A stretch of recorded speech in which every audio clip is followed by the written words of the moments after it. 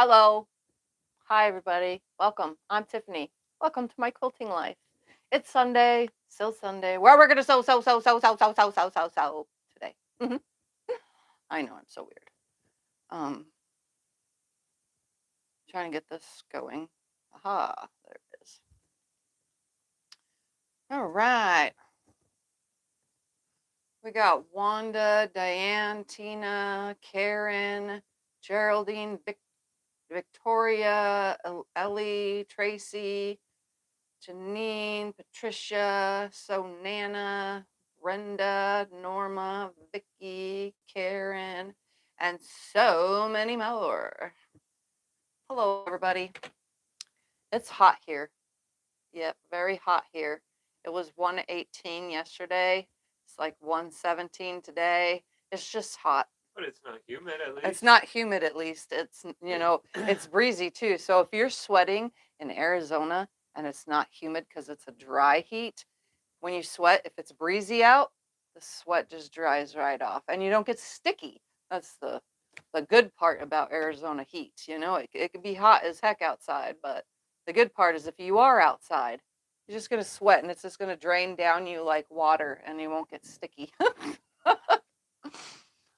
All right, today's video, I had a bag that I put all this matching fabric in. I had a honeycomb from Moda. It is called Figures by Bridget Holland for Zen Chic.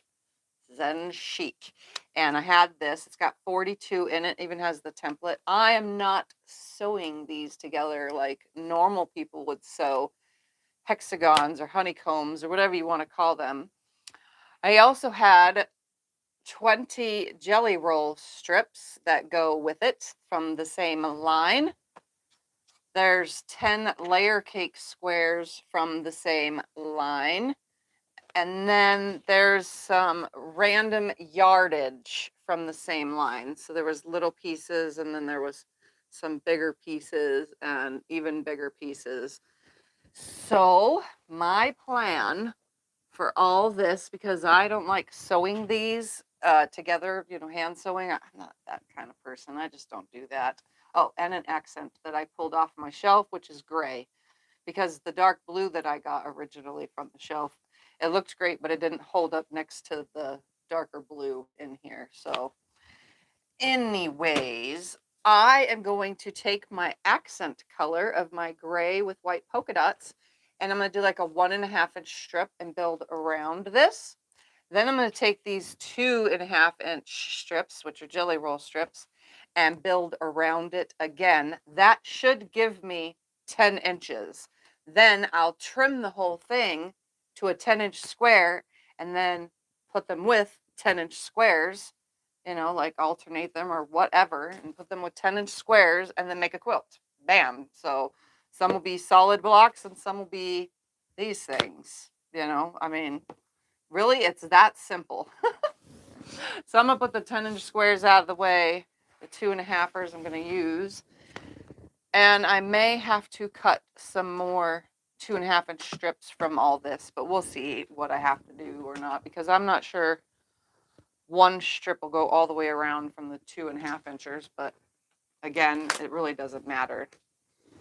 So I'm going to go ahead and cut from this yardage to start with some 1.5 inch strips. I probably should, straighten my line this direction and then turn the whole thing.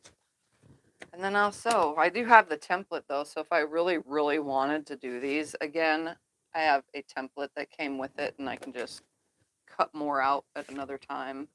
I'm not too worried. I try to do everything I can to not have to hand sew, and I know how to sew these together by machine, but it's all Y seams and I don't feel like doing all Y seams right now. I am not in the mood for that.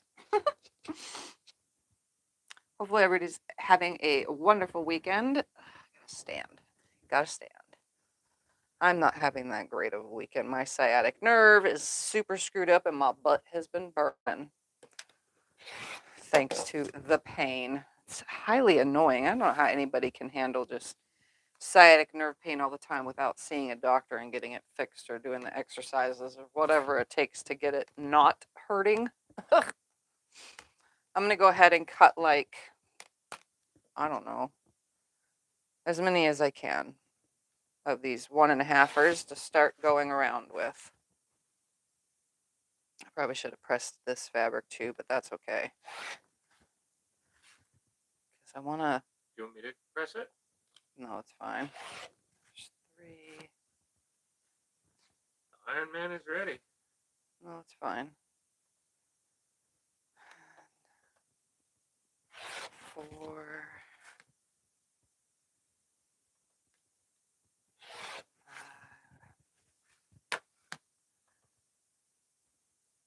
Yeah, my whole entire left leg is like numbness, tingling in my booty, down my leg, into my calf. It's driving me bonkers. And then I'm doing ice and heat because, well, I'm doing ice and heat to help. And avoiding sitting for long periods. So I think that's what aggravated it the most. This got itself crooked already. Tends to do that.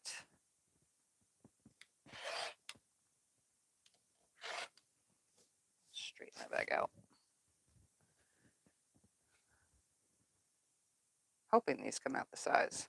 I don't really make these often. And then I tried to tell Scott my idea. He's like, I have no idea what you're talking about. So I had to draw it out, kind of. Hey, once you drew it out, Once I drew it out on a piece of paper like this, I just drew it all sloppy, and I was like, that's about what I'm doing. He's like, oh, okay, I get it now. He doesn't see things the way us quilters see things. No, I don't. At all. He doesn't see color when I like say, oh, we're going to do this, this, this, and that, and make this out of these colors. And he's like, but how is that going to work? You know, that doesn't make no sense. I'm going to cut like 4 more. I forgot what I was even at because I'm talking. We're going to make this work though. I'll cut like 2. One more. 2. All right. That should be a good start. No one ever said I was going to get that far today. I had 1.5 yards of that, so it should last. All right, we're going to put this on the holder where I can kind of still see it, but don't like see it that great. And I'm going to start. I'm just going to grab my lovely pile and put it in the throat space, and then just grab these strips. I'm going to build around all of my pieces. With this gray first. Probably should have cut the selvage off so I had a nice straight start.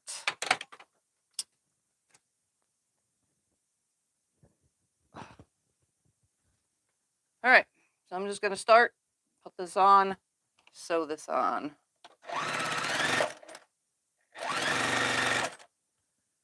And then sew another one on. I'm going to leave room for it to be trimmed, so I'm just going to kind of, I don't want to waste. I think I'm going to trim after each one because I don't want to waste. So when it's opened up, let's see, it's like that. When it's opened up, I'm trimming it along this edge, straight that way. So we might have to turn the iron on. Okay. Yep, an iron trim, and just build around each one. Obviously, right now I'm gonna just cut it, but You want me to iron in between your cutting?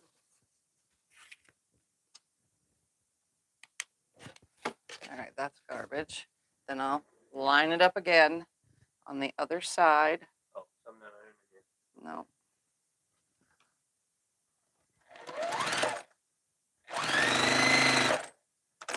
Once the iron is warm, I'll actually iron. Right now I'm just finger pressing. I do it opposite sides. So, garbage. I did this side and this side. So next I'll do this side and that side.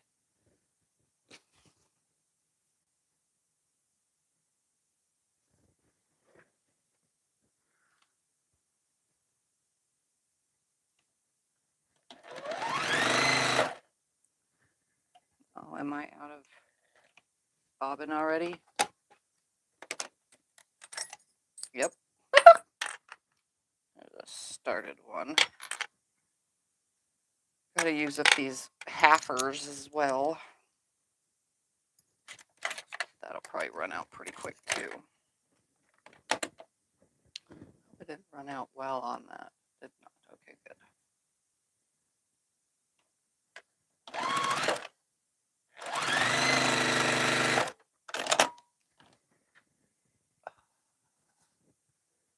Press with my finger. Trim along the straight. Trim along the straight. And you're left with these tiny little triangles that you can't do nothing with.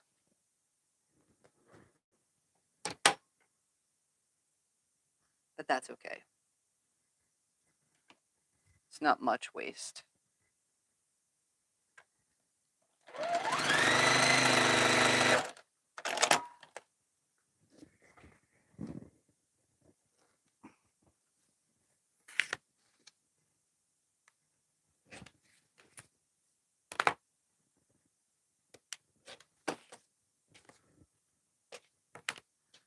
All right, and then 2 more sides.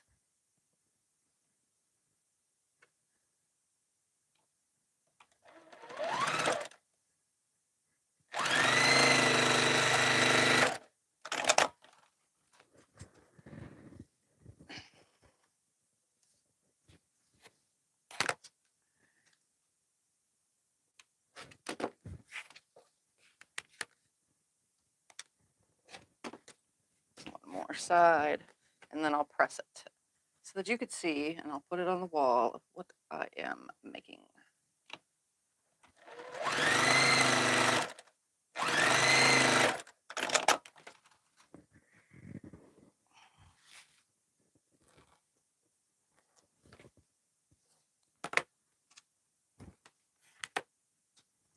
This should give me a 10-inch square.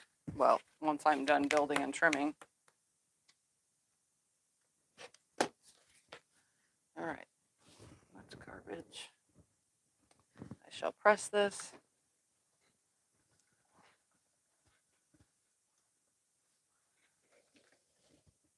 And this is what I'm doing. I'm going around it like this. Then I'll take my 2.5 and go around that. I'll just put this here for now.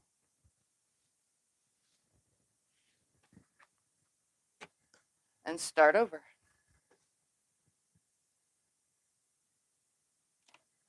That's pretty cool. I like it. And you could also just trim from where you're seated so that you can just do one right after the other. You know? That way you have less waste. Because I feel like this has always got a lot of waste. But that's what I decided to do.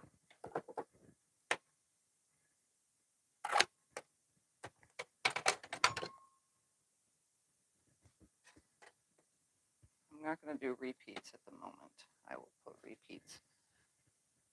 What size hexie is that? Is it 3 inches? I don't know what size hexie. I don't know. How do you know what size hexie it is? 6-inch.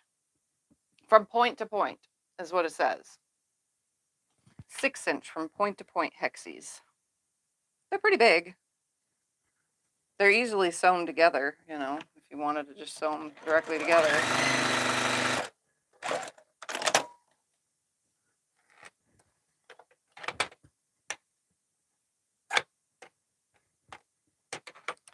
Get the most out of all this. What did I start with? I started with those numbers.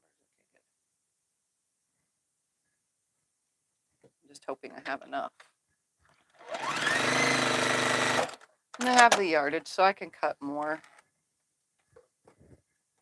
if need be. Is that enough? No, it's not. Next strip.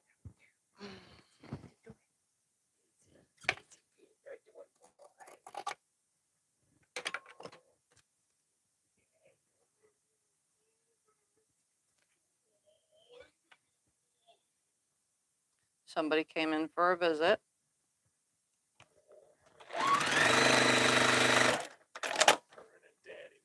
He's a purring. Say hi, everybody. Since I'm purring up a storm. Say hi. Wave. Hi. Hi. He's like, nope.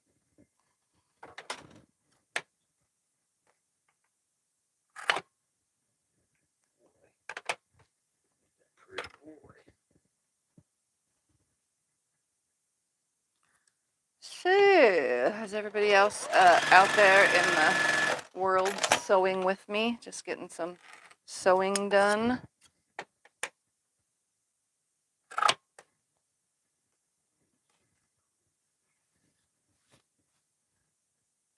Definitely enjoy sewing. I did it all week long, off and on, because I did load the long arm and been quilting too, kind of trying to like, that way I can get more than one thing done.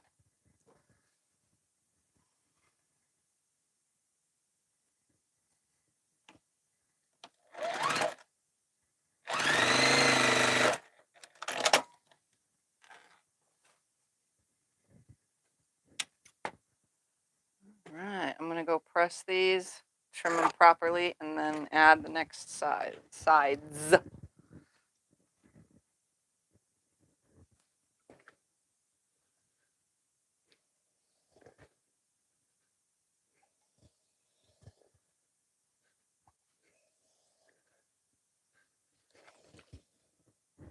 So got one on each side, and then just trim it.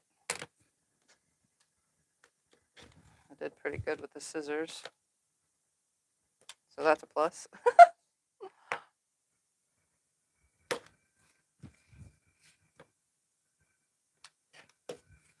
Okay, that's ready for more.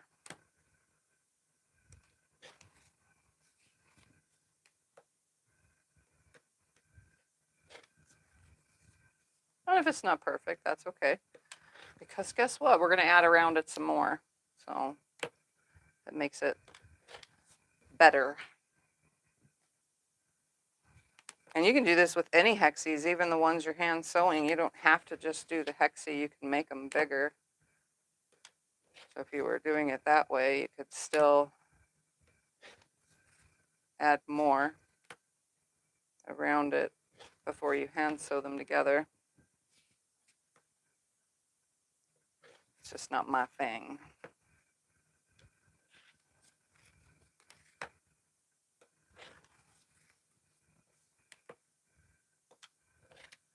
All right, go around it again.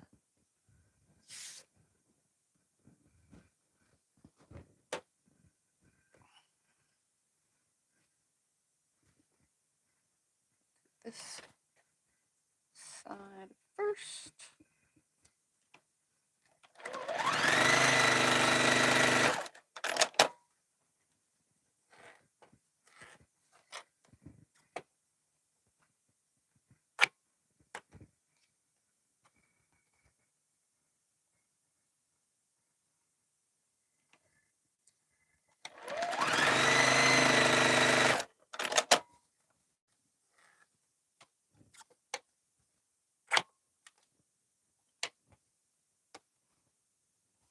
This is probably going to take me forever.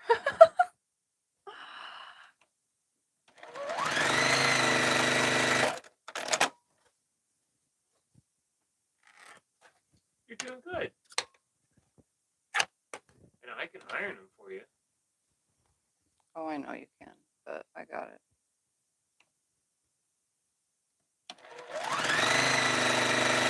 Yeah, this has been sitting in my project bin for like, I don't know, 2 years or more. All right, now this side.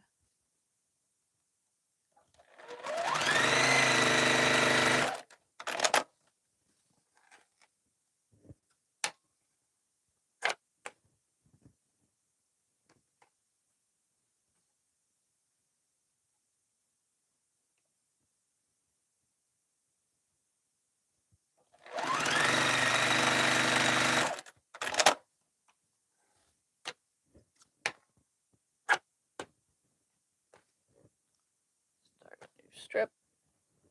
Oh yeah, I'm going to go through this gray. It's a good thing I pulled more than a yard.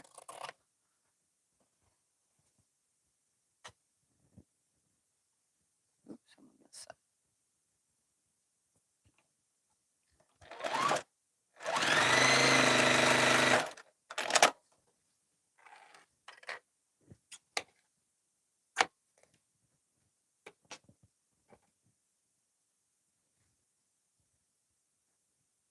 Did you do a pattern shaped like a figure 8? A pattern shaped like a figure 8? What do you mean? The question. The pattern shaped like a figure 8. I want to know what video that is. A pattern shape, oh, from a video? Shaped like a figure 8, shaped like a figure 8. I have no idea what. Need more info. Need more info, exactly. All right, I'm going to work on these next sides. Oop, nope, got to trim first. Duh. Yep. Got to properly trim once I get them on there. Or else it's not going to lay right. Figure 8, figure. I don't know what I did that was shaped like a figure 8.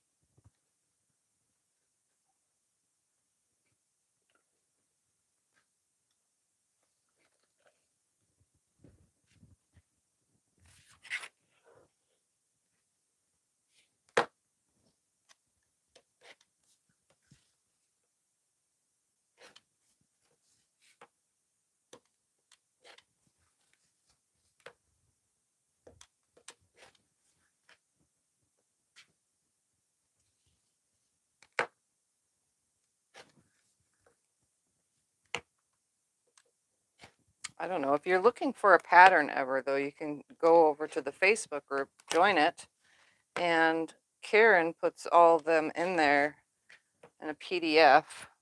I mean, obviously, you'll have to download all of them to figure out which one is what. They usually say, and if it says stars, then obviously it's not a figure 8.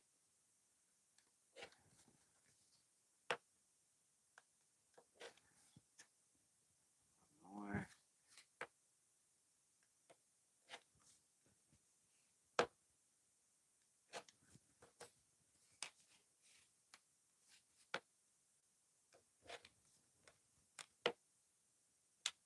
Okay.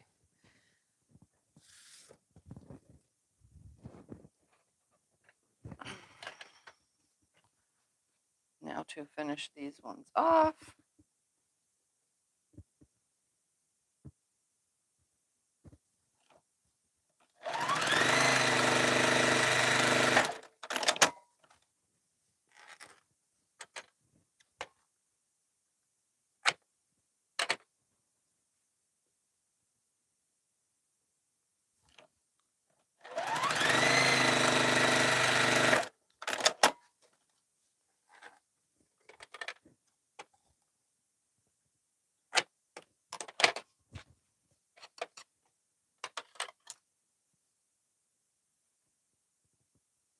And then I'll have done all the whites.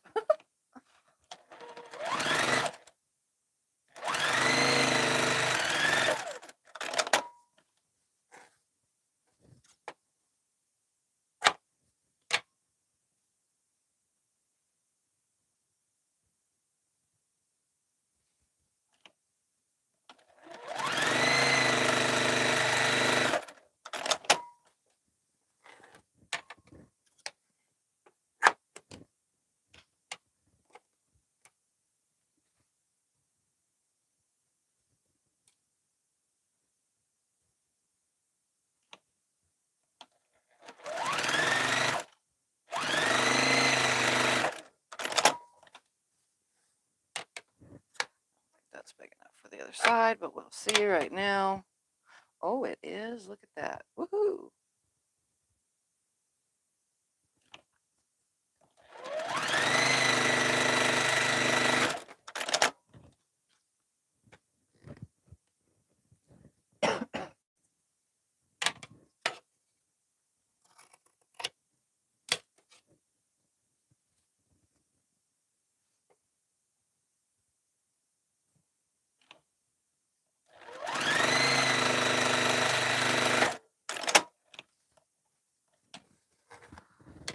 All right. Ask questions, gives me something to talk about. I feel like I'm just sewing, not paying attention.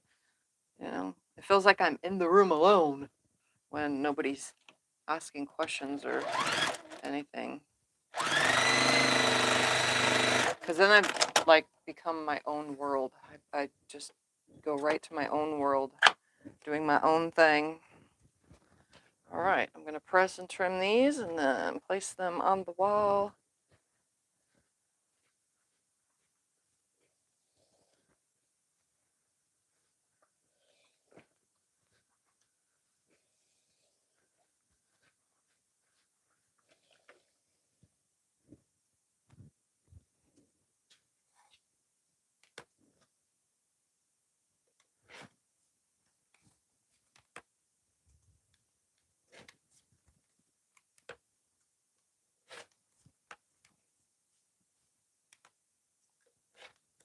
All right, there's another one.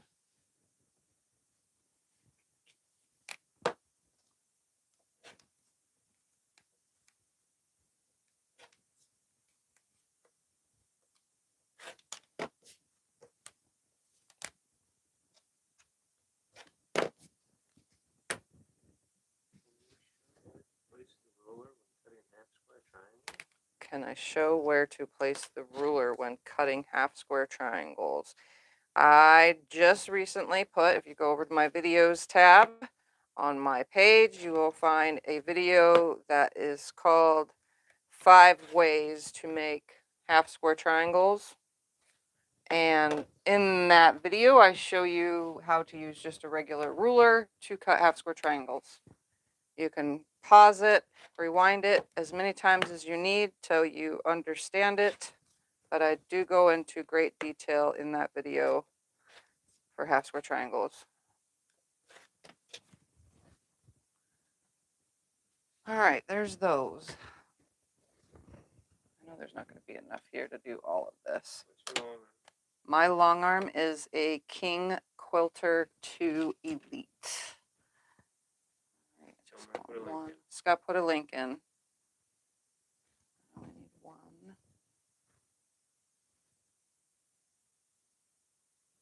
How many of those I had? 4. All right, then we have the baby blues. 2 of those.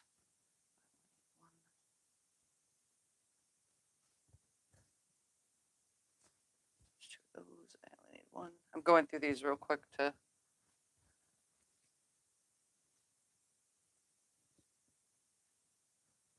see what I got going on here. I probably should have done that prior to going on, but you know. What's the trick to having the ruler not slip while cutting? A trick to having a ruler not slip when cutting is pressure. And or get non-slip rulers, which at the Quilter Selects are some non-slip spray they sell, and or grips, the true grips, but I don't have them in here to show it to you. They're in the other room. Trying to think. Brain fart. But yeah, you can hold it a certain way to make sure that you're not gonna have slippage all the time by having some of your fingers on it and the rest on your table to keep the ruler in place. That starts hurting hands after a while. If you hold flat and just have like maybe your pinky finger, you know, on it. But I mean, there's so many ways you can help yourself to keeping a straight cut. And the rest should be peach.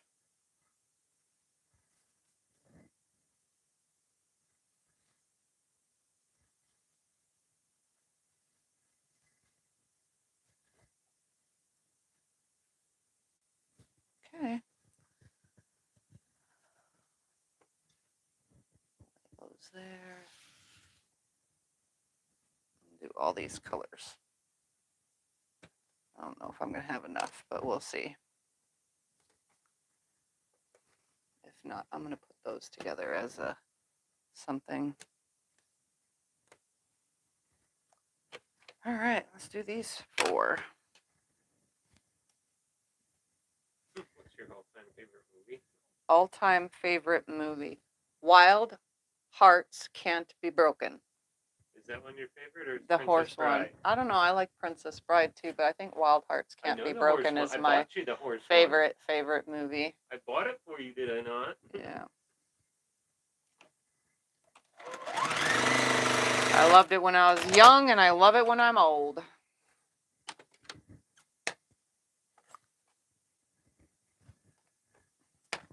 I'm wielding around these scissors. I gotta be a little bit more careful.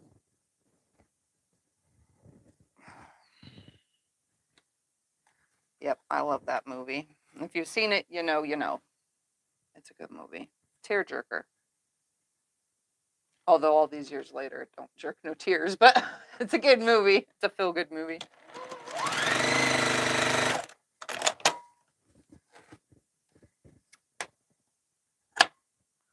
I also was obsessed with the movie Labyrinth for the longest time.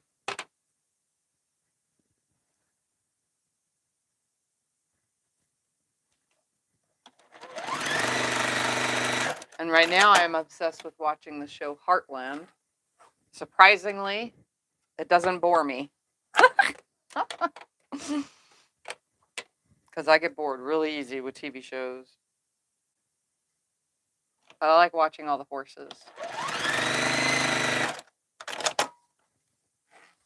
If I could have horses and have land to have my horses, I would totally have horses. But I don't have land, and I definitely don't have the energy to pick up horse shit and clean up horse stalls and run around with them and ride them and all the things. I don't have time for that. My body would probably fall apart a lot faster. We do have places around here, one place, so you can go and ride horses, but again, I don't think my butt can handle riding a horse, because I remember when I was a kid, and yeah, it's not very easy.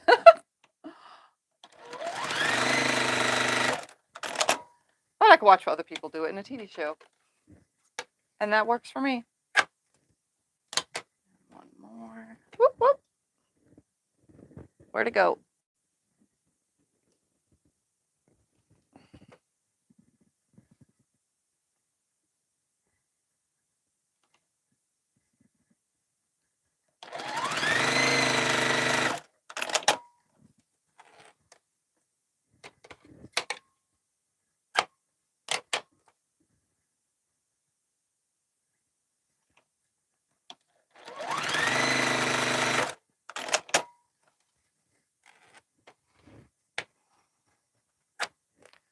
All right.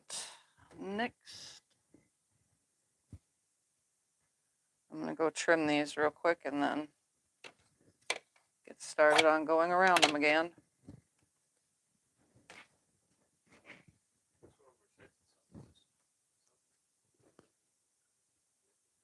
Sells the what? Most what?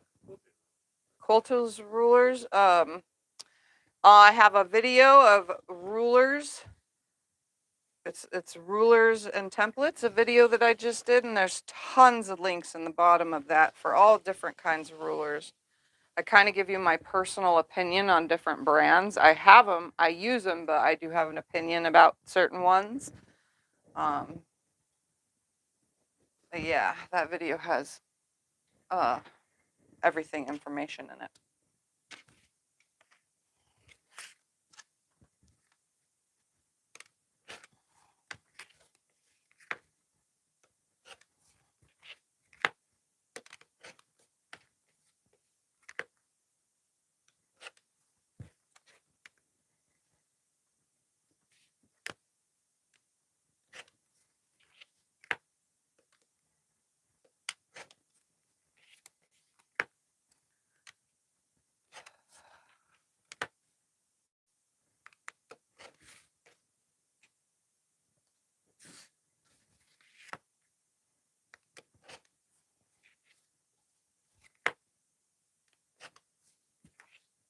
You know, I could have just made corners on these only and just treated them as a square. I've done that before. I have a whole entire hexagon quilt in the other room that's all just turned into squares. And I have made other shaped ones into giant hexagons, like tuxedo stars. It's an older video, but it's pretty fun what I did with that one. I've worked with these a lot. I just never hand sew. I do everything but.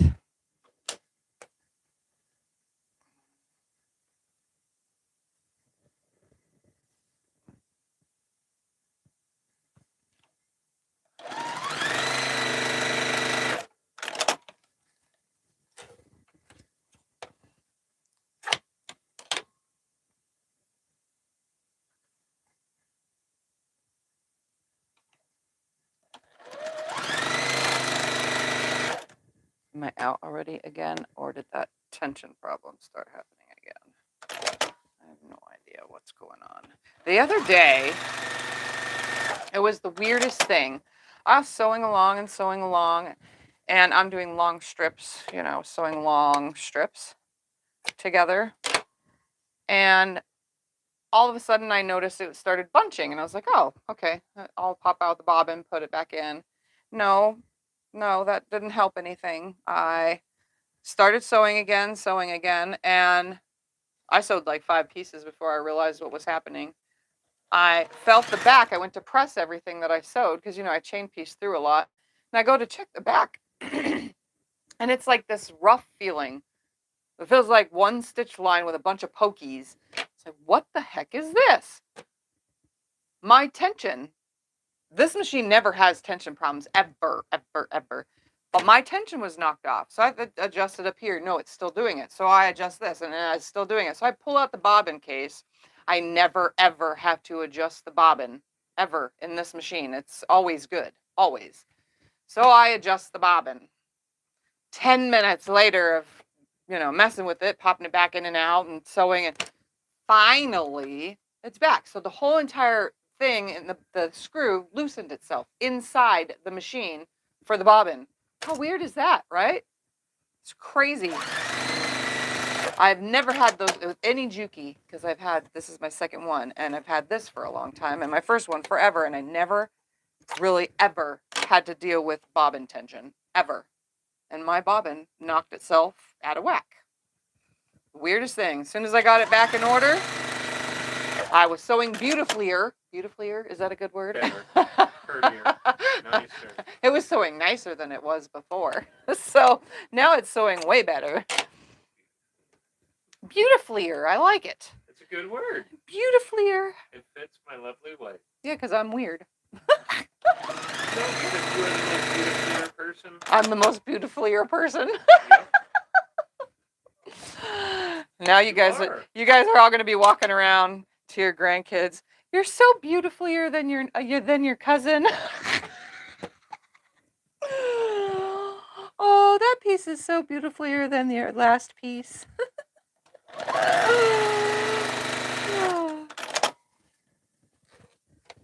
I mean, the English language is kind of messed up in some ways. Adding the word beautifullier doesn't change much. It's still weird. Yeah. Oh, funny.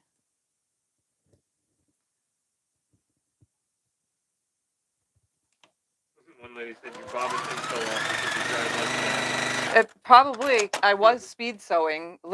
I was sewing jelly roll strips together, and you guys know that I can chain sew them in long, fast, continuously sew without having to adjust, stop, or anything. I can continuously do that. That's what I was doing, continuously sewing, chain sewing. And yeah, I mean, somehow, some way, I just knocked it cattywampus and had to actually adjust it. Not my fault to have a lead foot, I guess, on my sewing machine. Not in my car as I used to, but on my sewing machine, I do. It's weird. But yeah, that was the first time in a long, long time I ever had to touch the bobbin casing. Because in my machine, it's metal, so it has to be adjusted like a long arm, you know? Except it's tighter than a long arm's adjustment. It's not supposed to go through, you know, it's not supposed to be like a long arm where you hold the string in your hand and the bobbin stands up and it comes out nicely. It's not that. It's a lot tighter than that.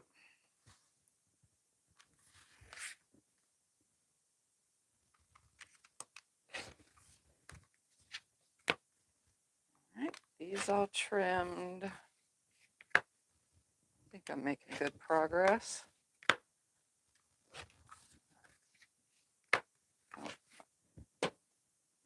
Next.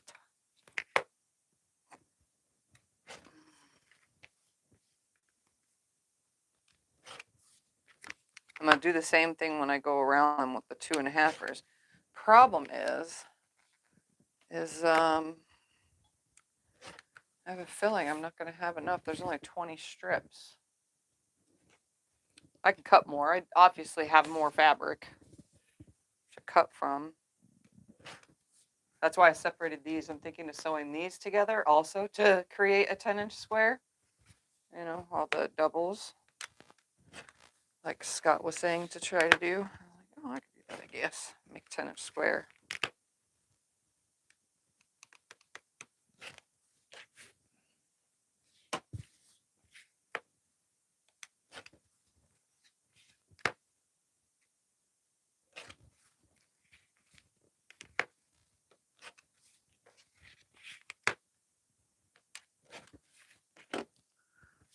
All right, let's cut the selvage off of this because I already know I need it. All right, here we go. That's plenty. Come on, right there. Thank you.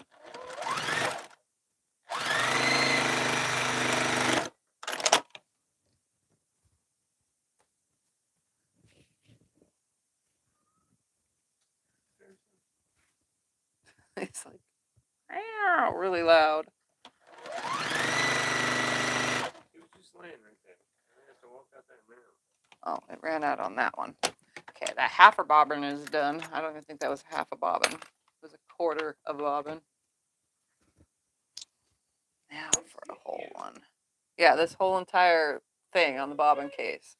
See, unlike the long arm, this would be falling out of my hand on the long arm. On this Juki, you're not supposed to have it loose at all. It's supposed to be tighter. Just in case you were curious. It needs to be a little bit looser than it came. When it came, it was adjusted really tight, and so was the tension, but I gotta sew the end of this real quick.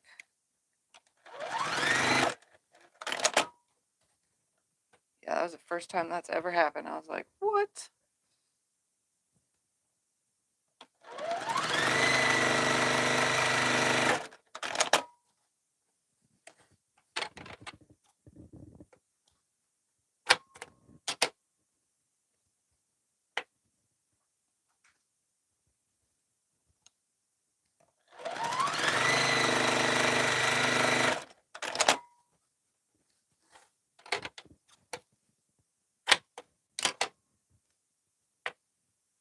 Oh, duh. Gotta do the other side of it. Brain fart.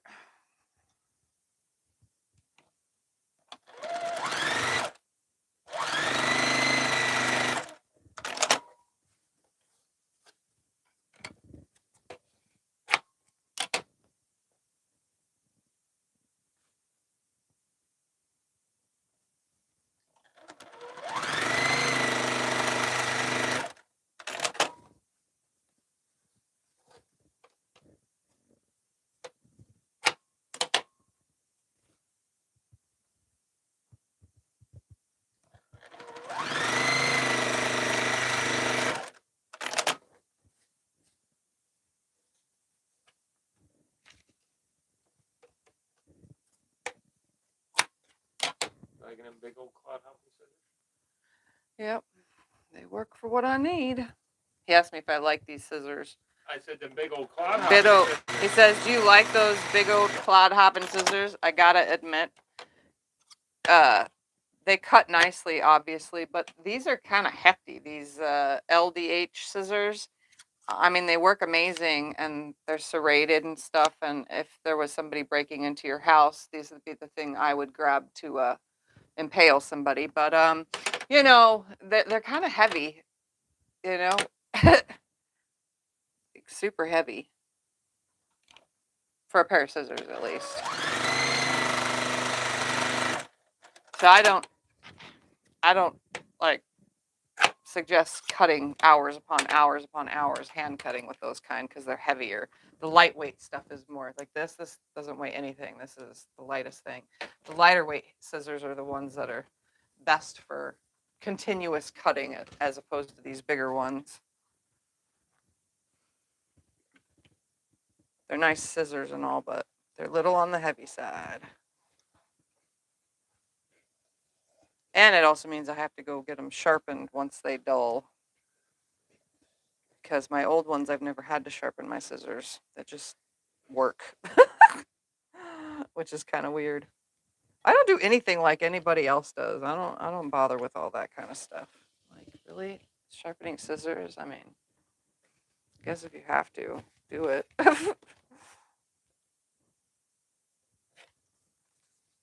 I don't use scissors enough actually to go dull, honestly. It's rotary blades. Speaking of rotary blades, so I had those rainbow colored ones, the titanium blades, and I thought that they would be great, and I've been using them in my Martelli cutter in my fabric room where I cut lots and lots of fabric. And I've been using the blade for about a month now because I put it in about a month ago after my surgery, hoping the fresh blade would help. And it's already dull. Like, so dull. Like the dullest. Like, seriously. So I don't know if I recommend that kind of, unless it's just because it came from a cheap company that makes cheap things, you know, because I know where it came from and I know the quality of the stuff that comes from there. So I've gotten things from there before. I just haven't tried rotary blades. And guess what? I don't like it. I like those ones with the blue and the gray. They look really good. With the blue and the gray, yeah. Blue and the gray is awesome. Oops.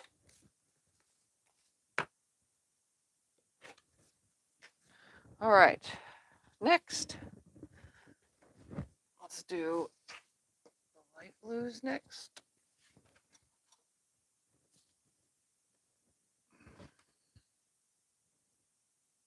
Oh, these medium blues. How about that? We'll do the medium blues. All right.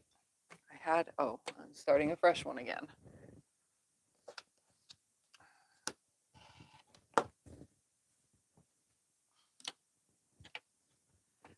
Go. Sew this on.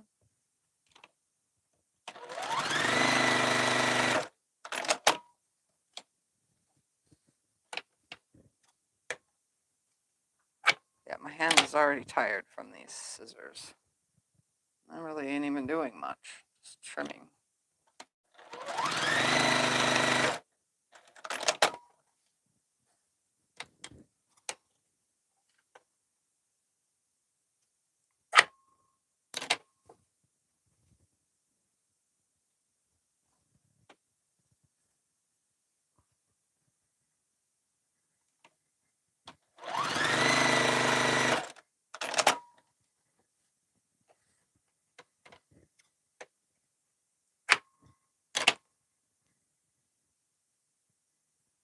And obviously, if I don't finish anything today, I'll just carry on with this next Sunday. I may or may not work on it during the week. I have things I got to do during this week. I literally have to pre-film some videos for you guys while I'm on my cruise. There needs to be something to come out. So that is my goal this week, is to finish what's on the long arm because I'm custom quilting that. And then film some videos. Because why not?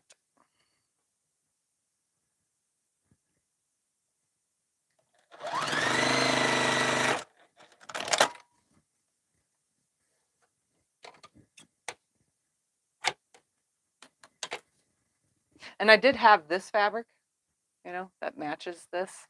I had a whole bolt of it, but I used it all up on other things. I should have realized that it went with this and put it with all this, because I had like 6 or 8 yards. I used it on backs of quilts.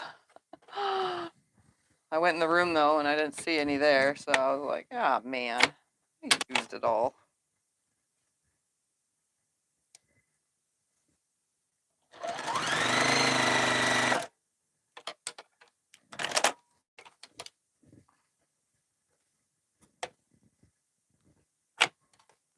All right, press.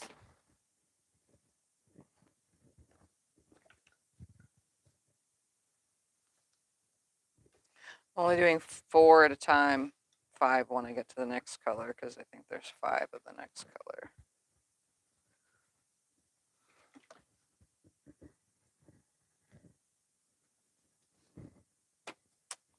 Oh, trim first.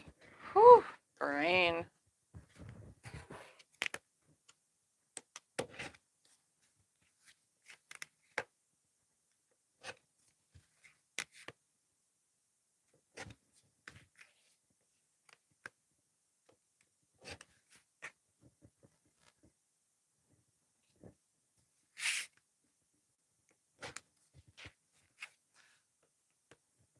I'm not one for numbers and letters on fabric. I don't mind the rest of this line, but again, numbers and letters on fabric. Yeah, I'm not a fan of the numbers Yeah, and letters, but I like the colors. I like the colors, but not the numbers and the letters. It's not one of those things that I'm interested in. You know, everybody has their interests, and not one for word fabric or numbers, again.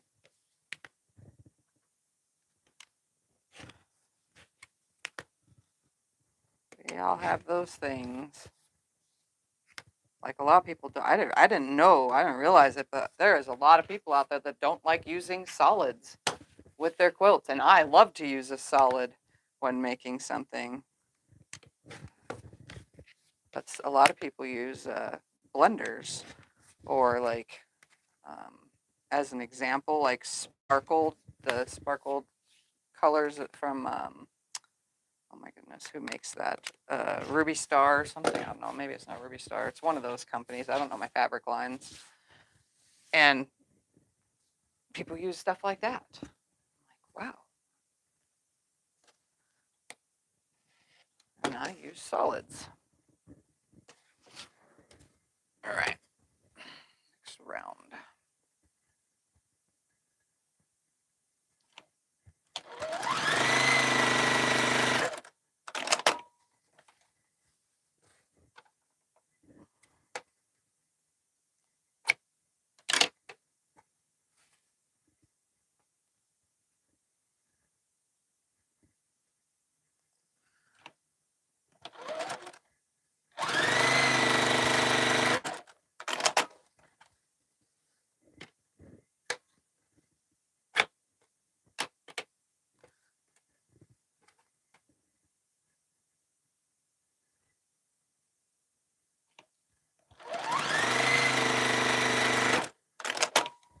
Oh, that was perfect. Yay. Oh, nope. Another side still. Keep doing that.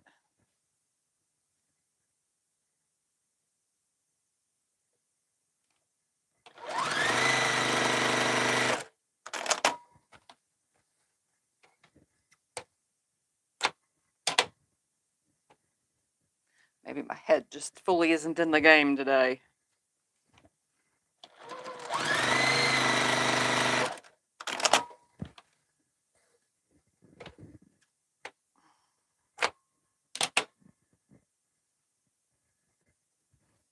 Come on. Stop getting tangled. My goodness.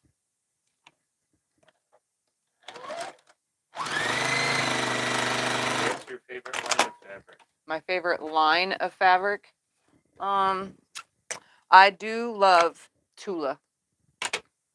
I like, what is this called? Age to Perfection, you know, as a blender. Like I would rather have this as my fabric. Maywood Studios, Age to Perfection. I also like, what's this one? I forgot the name of that one. Oh, I don't know. I like grunge fabric. Waverly. And I use a lot of Waverly. Kansas Troubles. Oh, and I love the Moda's Kansas Troubles lines. Scott loves those too.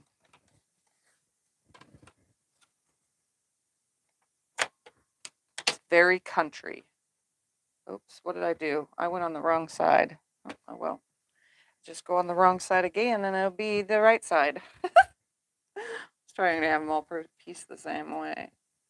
I'm trying to think. I don't know fabric lines, you know, I just know that I've had certain fabric lines and I've liked them.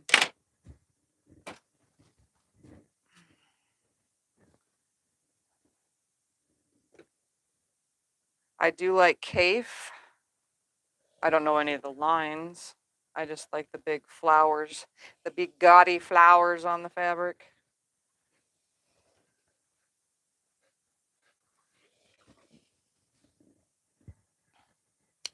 Trying to think, what else do I like?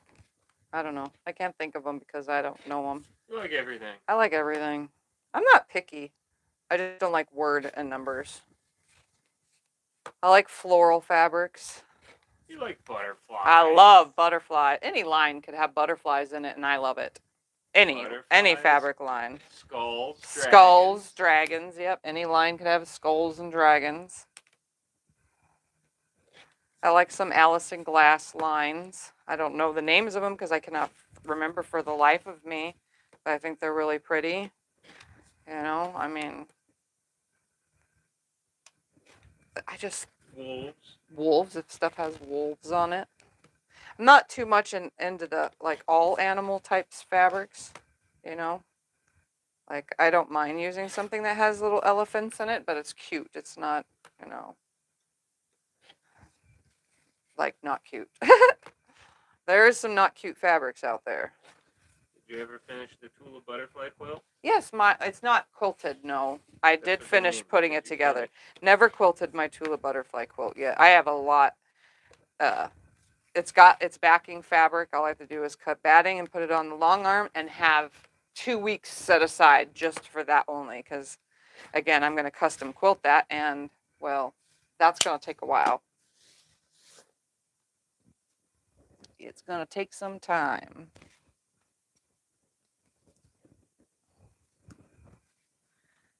Yep, it's hanging there though, just like Sculliver. It was next in line for custom quilting, but I'm not used to my custom quilting yet. I'm kind of doing a pretty sloppy job on, Scott would say it's nice, but I'm not used to it yet, so I'm struggling because of, you know, the whole muscle repair and all that. So I'm struggling with my standing there and quilting since my surgery. So I figured if I loaded a practice piece on there to custom quilt, you know, to get myself whatever, that's why it's on the frame. And it's taking me some time. It's not a very big quilt, and it's taking me some time to do. I'm not used to repetitive motions right now. I mean, I'm trying to get used to it with weights and stuff, but it's not, I mean, I guess recovering from it is not as easy as I thought it would be. I thought I was going to fly right by and be back to normal. But apparently I'm not. So I figured I'll load junk on there. I mean, it's not junk. Obviously, it's a beautiful quilt and it looks great, but I'll load things that I didn't want to custom quilt until I get used to it again. It wouldn't have normally been something I custom quilted.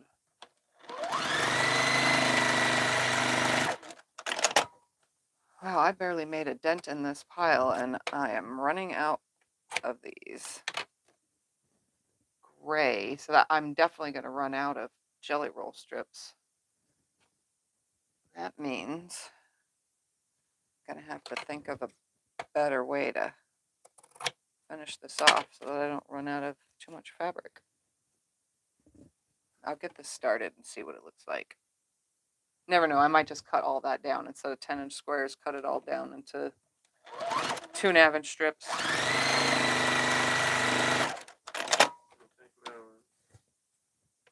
Oh, Marilyn, wow, thank you. Thank you so much. I appreciate it.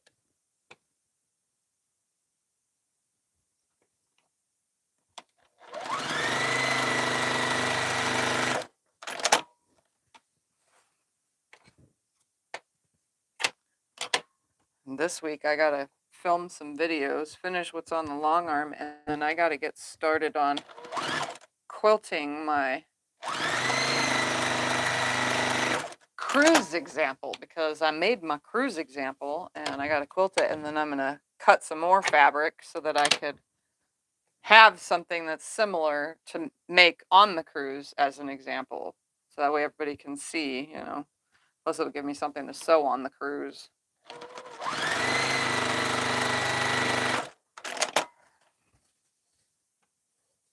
Because I don't want to be the only one not sewing something.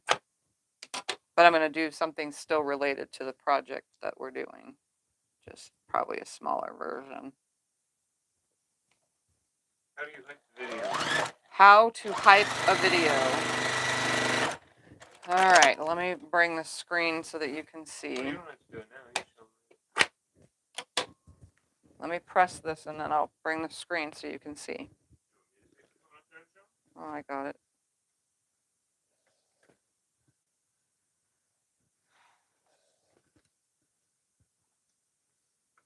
I try to remind everybody how to use YouTube every now and then because there's a lot of newbies that don't know. All right. Your husband barely knows. My husband barely knows. Yeah, that's right. Oh, thank you, Donna. That just came right through while I was there. All right. You're on the screen. So you're on the chat. X out the chat. If you're on a computer, it should be under the video. So X out the chat. If you're on a computer, everything's under the video. Oh, I can't do it on this one because it's on live and I can't do it on my own channel. Give me something that's not on my channel. I'm gonna have to wait a second because it's not on my. That's why I said let me show Oh, them. he's gonna show because I don't have anything. Anyways, this is YouTube, by the way. So if you swipe the video down, it goes to my page. If you had clicked on my page, so if you didn't know, upcomings will be right here at the top, and then any kind of ideas are on this home tab right here. Those are like my most popular videos, regular videos. If you wanted that triangle video, it's right there on that page because it's the most watched right now. Then we have videos tab that has nothing to do with live streams. The video tab has all the videos that I film and then put on YouTube. So like my open gate videos, the July project, my 5 ways to make half square triangles, 15 of my favorite sewing items, the ruler video, it would all be there. Then if you go to shorts, now I don't make shorts, so don't expect there to be anything new on this page. But if you did want to watch my shorts, they're on that page. I don't make them though. Then the next tab is live. So you would go, my internet's slow with all this stuff running right now. This is where all past live streams are. 90% of live streams have a date on them. So project finishes, mail openings, so Sundays all have a date. So if you remember around the time you watched a video, that's easier to remember that date. That way you can find a video because again, there's thousands of videos on my page. Then we have a thing called playlists. Here we put all the Sew Sundays in one playlist. Then we have Maxine and me sewing our quilts together, my Breakfast at Tiffany's episodes, my old vlogs that I tried doing, but I'm not a vlogger, so apparently I did not continue on with it, but you can watch them. Machine unboxings, long arm vlog, Sculliver's sew along, open gate projects, mail openings, all of my long arm quilting is all there. And then I have posts. This page is if I need to tell you guys something, this is my post page. I'll post something if I need to say, oh, I'm not going to be on Sunday because something happened and I have to take care of it, which never happens. But if I have something to update, it will be there in the post page. And then store, which has nothing because I don't charge for anything and I don't have a store because I don't want to. I'm not in the mood for all that. So right now we're literally on this live stream. And then the chat is here. And after the fact, once this live stream's over, it'll, instead of saying live chat, it will say comments. And then if you scroll over on it, you'll have live chat. Is it there? I had live chat. I X'd it out trying to find the hype. I can't find the hype on this one. It's Oh, not he can't shining. hit this right here. Oops, wrong button.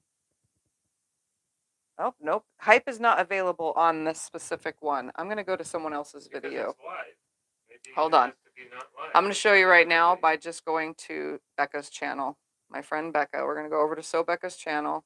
We're going to click on her channel. Exit for a minute. So here's a video. That's most recent video of hers, most likely. 7 days ago. Let's see if it's available on there. You're going to click on the video. Yeah, it won't work on this one because it's the live stream. Yeah, because the live stream is running. That's why it's not going to work. I'm just going to pause it for now. X down there. So see, here's her comment section right there. So, and if you scroll over, there's live stream or ask questions.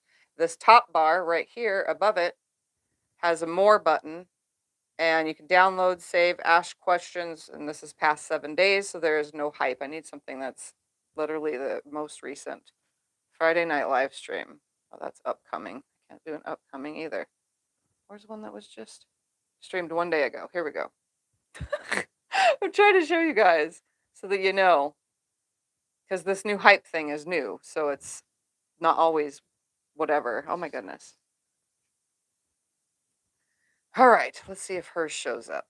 Under here, right here, under the type, this 3 dots. So you have your like, your dislike, your share, and then you have 3 dots. Click those 3 dots, and can you see? It says ask, save, download, shop, hype, and report. So you would click on hype, and it hyped her video, and it gives her points. And then it puts her on the hyped list, which you can go to hyped, type in the top bar and put hyped, and it'll come with all the hyped videos. So that's how it's done. Sorry that it took all that to get to it. Yeah, it doesn't always, whatever. But if you click on Tiffany's Quilt, type in Tiffany's Quilting Life, you literally click on my channel, and then you can get all that information from the channel, the more page, the about me section, all of it. It's all there. All right, trim these.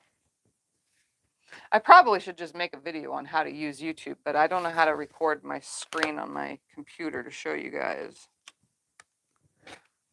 I have yet to figure that out.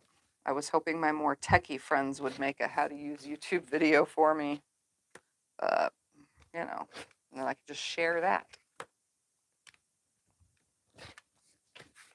Because I'm not a techie person when it comes to filming a video about making video. Film a video about how to use videos. We get what you're throwing out. Yeah. As long as you understand what I'm saying.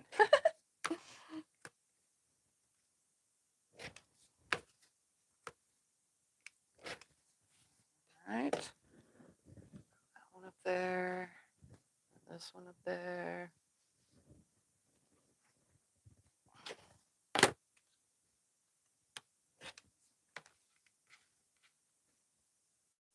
Yeah, the hype thing is new.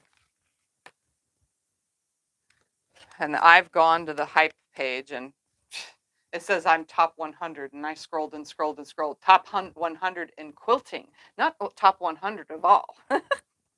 Like, it has to be of a specific whatever. So if you're watching cat videos and you're hyping cat videos, you can only do 3 a week anyway. And you hyped your cat videos and you found some hyped cat videos, you'll find all the cat videos, but you won't find quilting videos in that top 100. You will find only cat videos. Who doesn't like a cat video, though? Although we watch cat videos. We watch them. Scott does not. I'm going to tell you guys something that's so funny. He does not like even when the kids were younger and they first started watching videos on computers and stuff, Scott, come here, look, Scott, look. And then they'd show their phone or wherever their tablet that they're watching a video from, and they'd show him, and he's like, is it over yet? He's not really paying attention because he's not a video watcher. But the cat videos, sometimes we'll go to the doctor's office and we're tired of playing our trivia game. I'll put on cat videos and we'll sit there and laugh at cat videos. Now, today, before church, we put cat videos on, and we were scrolling through cat shorts, little cute cats doing whatever short videos, and we just kept scrolling through them, and he was watching them. He's never been interested. I could show him other things, and he's like, I don't need to watch that. Unless it's like a DIY that's really awesome, but he doesn't watch videos. He watches movies and TV shows, but he doesn't watch videos. It's kind of funny. But he'll watch cat videos with me.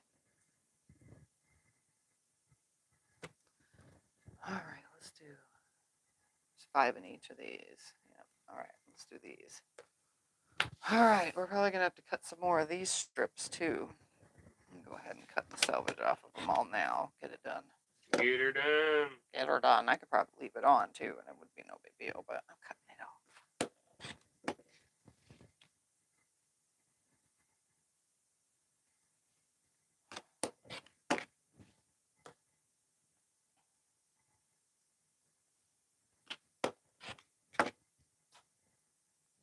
I feel like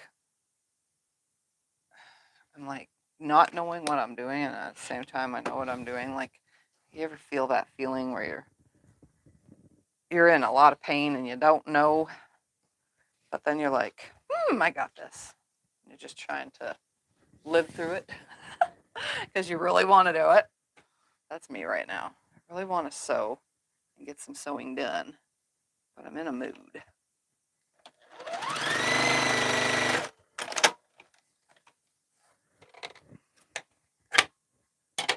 Opposite side.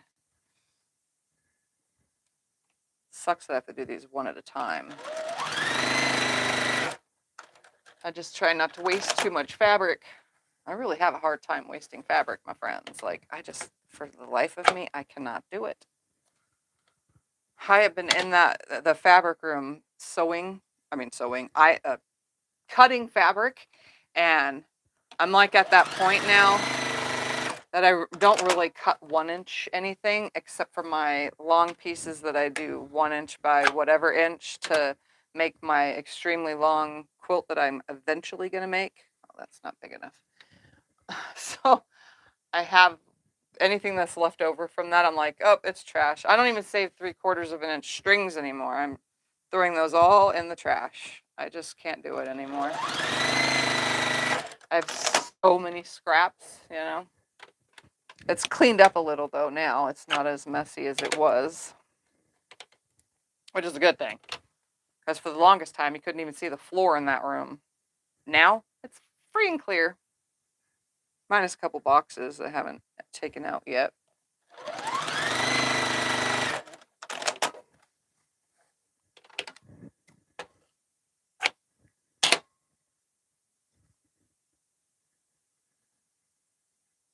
My job is to take out boxes. Yeah, it's Scott's job to clean up after my messes and take out boxes and take the trash out and all that kind of stuff. You have to let me know what's going on. He makes sure that things stay tidy for me. Except for he doesn't mess with cleaning my desk off. That's my job. If I asked him to, he would, though. And he would do his best to put everything back where I want it, but that's iffy. We don't know that yet because he's never done it. But if I asked him to, he would.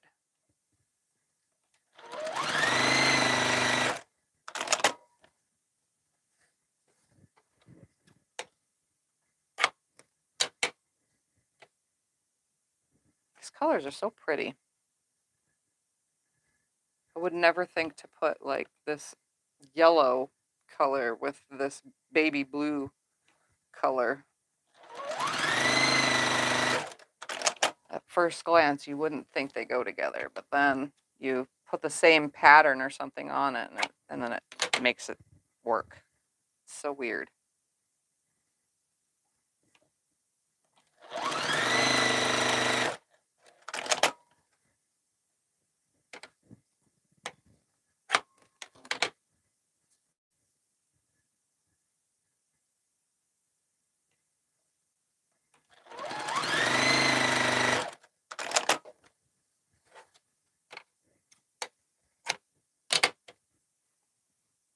Okay, I'm going to go press these and then continue on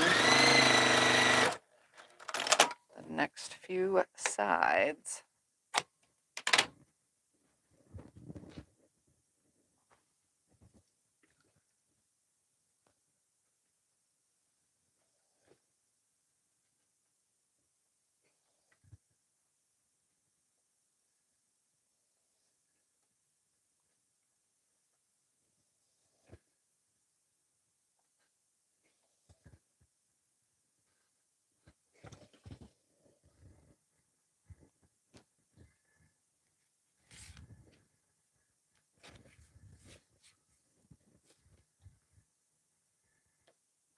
I think the part that takes the longest is you got to stop and trim every single time, because I definitely don't like having that kind of mess underneath the next strip. It definitely has to get cut off.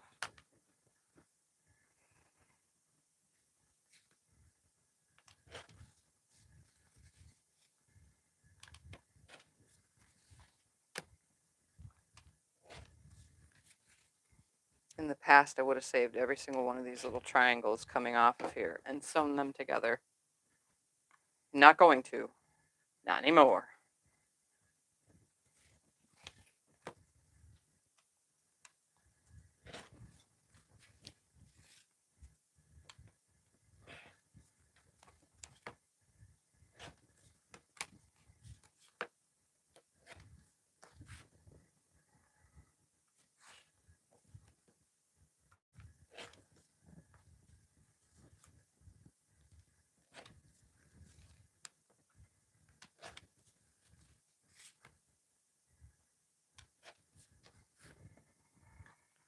Two more to trim.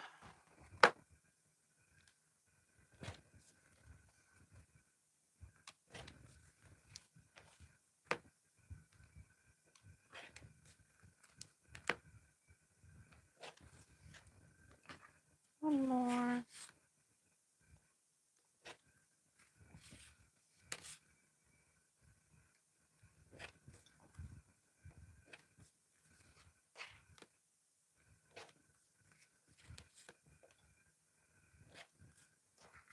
All right, continue on.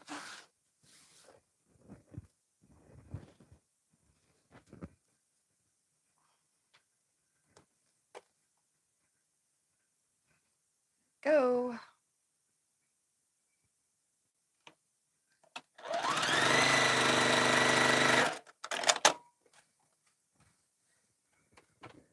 Any questions?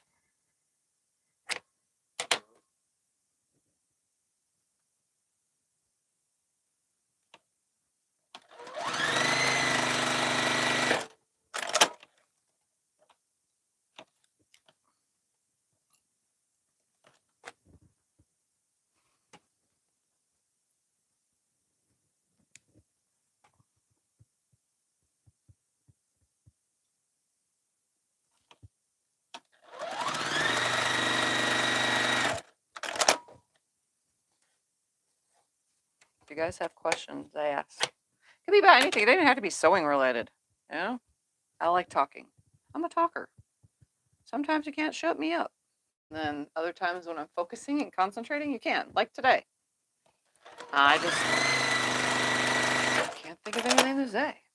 I didn't do anything special this week, so we had friends over yesterday, and that's as far as my week went, other than my long arm quilting that I, for some reason, just wasn't into it yesterday when I tried. I was making such the mess. It's a good thing it's a practice quilt, and it doesn't matter. It looks cool in the overall scheme of things, that's for sure. But I definitely need more practice.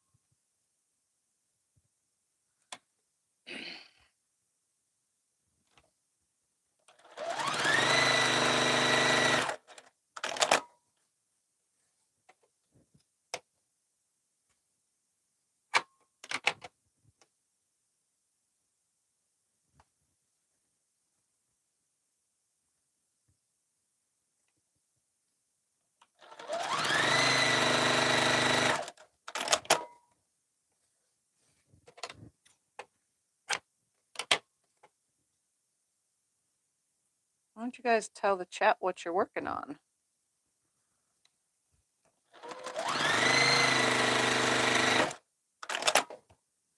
If you're working on hand sewing, long arm quilting, something, a pattern called blah, blah, blah, or, you know, Why don't you tell him about Mr. Thumper's newest toy? Mr. Thumper's newest toy. The what? I'm batting around and playing with today. Oh, your rubber mat under your my- long arm. My anti-fatigue mat broke. I didn't know it broke as soon as Scott said it did, but it says it's been broken for a while. But I'm always long arm quilting, and I never noticed it was broken off. Well, today Thumper decided he wanted to play with the broken piece of the mat, and he pulled it out of the little hole that Scott keeps sticking it to, and was batting it all over the house. Like, I guess that's his new toy. It's the little piece that came out of my anti-fatigue mat at the long arm. Like, really? That's what you want to play with? You have all these toys, but you want to play with the anti-fatigue mat. You know, cats, even if, because Thumper's declawed. So some cats, the ones that do have their claws still, they scratch on scratching posts and furniture and all that things. Thumper still does the same thing. He scratches on his scratch post because it's just their paws that need whatever they do with their nails. I don't know, like, but he scratches on that. He'll scratch on the edge of the couch. He'll scratch leaning on something. He'll scratch on the floor, and he scratches on my anti-fatigue mats. I don't know what it is about him. They're not rough or anything, but he likes to just run over to it, scratch his paws, leave for a second, run back over to it, scratch his paws again. He likes the anti-fatigue mats. Who knew? So they're like a scratching post for him, even though he has one and he uses that like crazy too. Does my back feel better after my surgery? You know, that's a hard one. My back has been hurting since the surgery, but I think it's because I laid on my back for 5 weeks straight. And I'm just now, starting to sleep on my sides. I think sleeping on my back kind of irritated things more. The only thing that I've noticed a mostly difference is the weight. The weight is not there. So it doesn't feel like it's pulling me arched anymore. It feels like I'm a lot straighter. Like my hunchback is eased up a little because my breasts were weighing it down. That's about the only thing I've noticed different. The rest of everything, I still have pain because I do have osteoarthritis and kyphosis, lordosis, and scoliosis of the spine. So I don't think it's going to be too noticeable of something different, but I can tell the difference in weight, the weight feeling.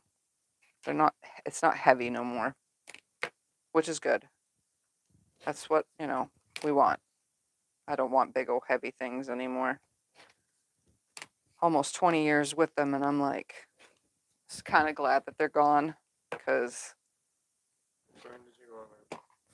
my long arm is a King Quilter Elite Special 2 Special Edition. The only thing that makes it special is I have a 7-inch LED display instead of a 3-inch. I'm gonna put a link. Scott put a link in the chat. Again. Would I buy it again? Heck yeah, I'd buy it 10 times more. If my long arming became something where I can't handle all the business and I needed to computerize and I need to go buy a computerized long arm, I would buy another King Quilter 2 Elite and put robotics on it so Scott can push the buttons and do all that while I custom quilt and do all that. And I would also have the program where I can do all my designs and record it. So that way at any time my recorded designs could also be stitched back out again, So that way I still have my work on quilts, but just computerized for Scott to be able to do them in the event that it becomes overwhelming. But I would definitely buy the King Quilter 2 Elite again. I love that machine.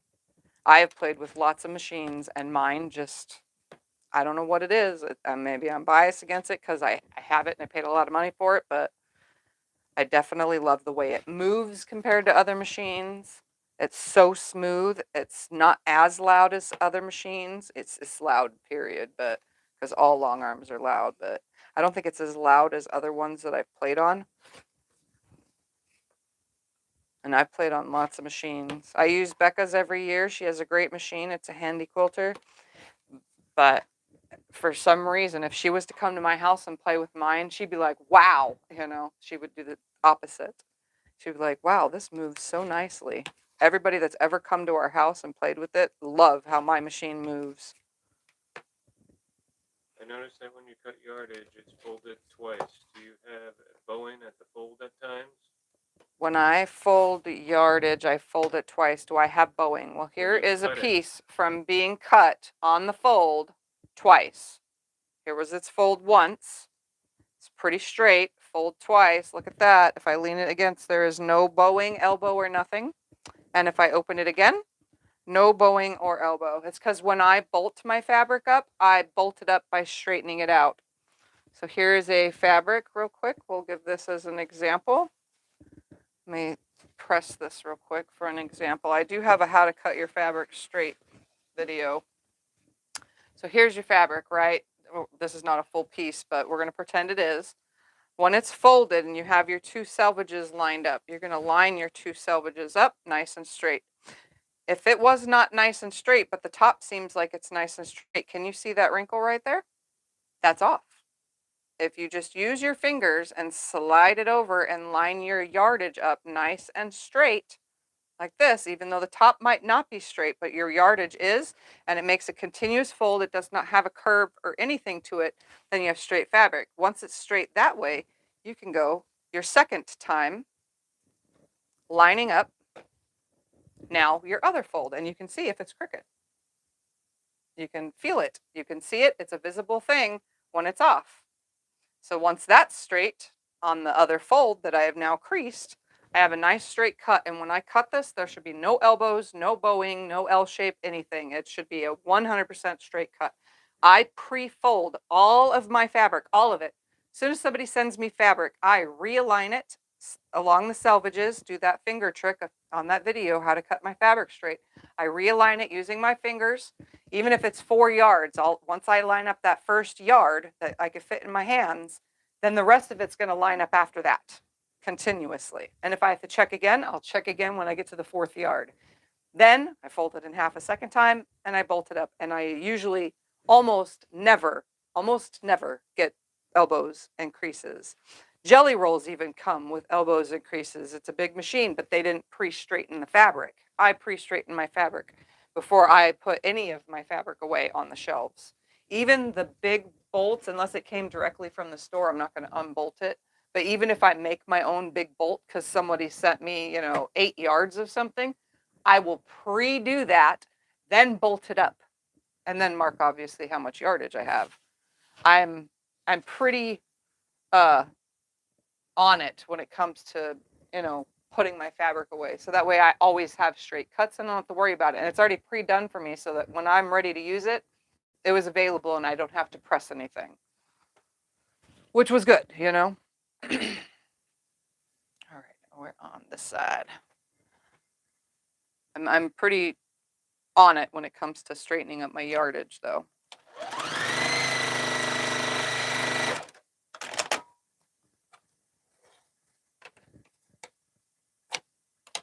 And it's pretty easy to cut fabric. Once it's straight, it becomes easier to cut it too, because then you always get accurate cuts. So once it's straight, then go from there. I don't starch. I only starch when I have to. And we got lucky, actually. We went to the thrift store last week. Yes, no. Last week? Yeah, last week or the week before. We went to the thrift store. And lo and behold, I use Stay Flow, and they don't sell this anymore. They don't make it. And I use this Stay Flow or Staflow or whatever you want to call this stuff. I just say Stay Flow. Anyways, there was a bottle there. Well, there's 2. There was one that was halfway full and one that was like 3/4 of the way full. One was 50 cents and one was 1/4.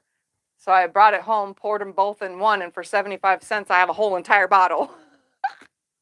Yep. So now I have enough of this to last me another, the first bottle's lasted me, 5 years now? Something like that, yeah. This will last me another 10 years, and I don't have to worry about not having the brand of starch that I like.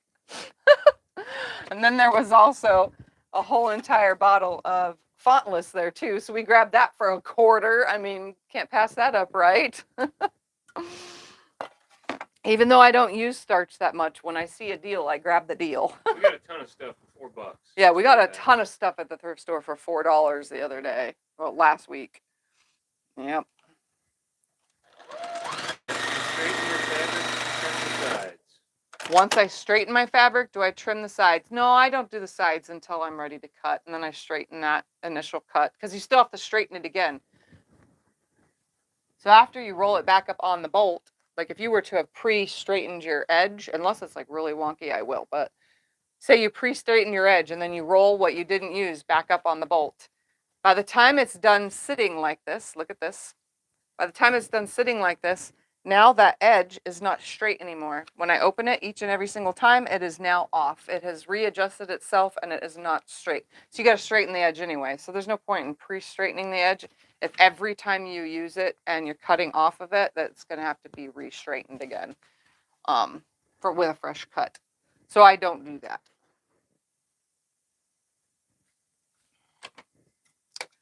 Nope. Once I grab it, I'll straighten it again and start on over. And I also I don't know if you guys know this, if you've watched any of my storage videos, I buy a lot of sticky notes. I had that on my 15 favorite things. I buy the Post-it notes, tons and tons of Post-it notes, just all different colors. I measure how much fabric it is on, and then I put a sticky note with how much fabric is on the bolt on every single one of them. Sometimes I forget to put the new one on that has its size, but that way when I say, you know, I'm reading a pattern and it says I need 1 3/4 yards of blah, blah, blah print. So I need to go look for 1 3/4 yards. The pattern has, you know, them using a blue floral.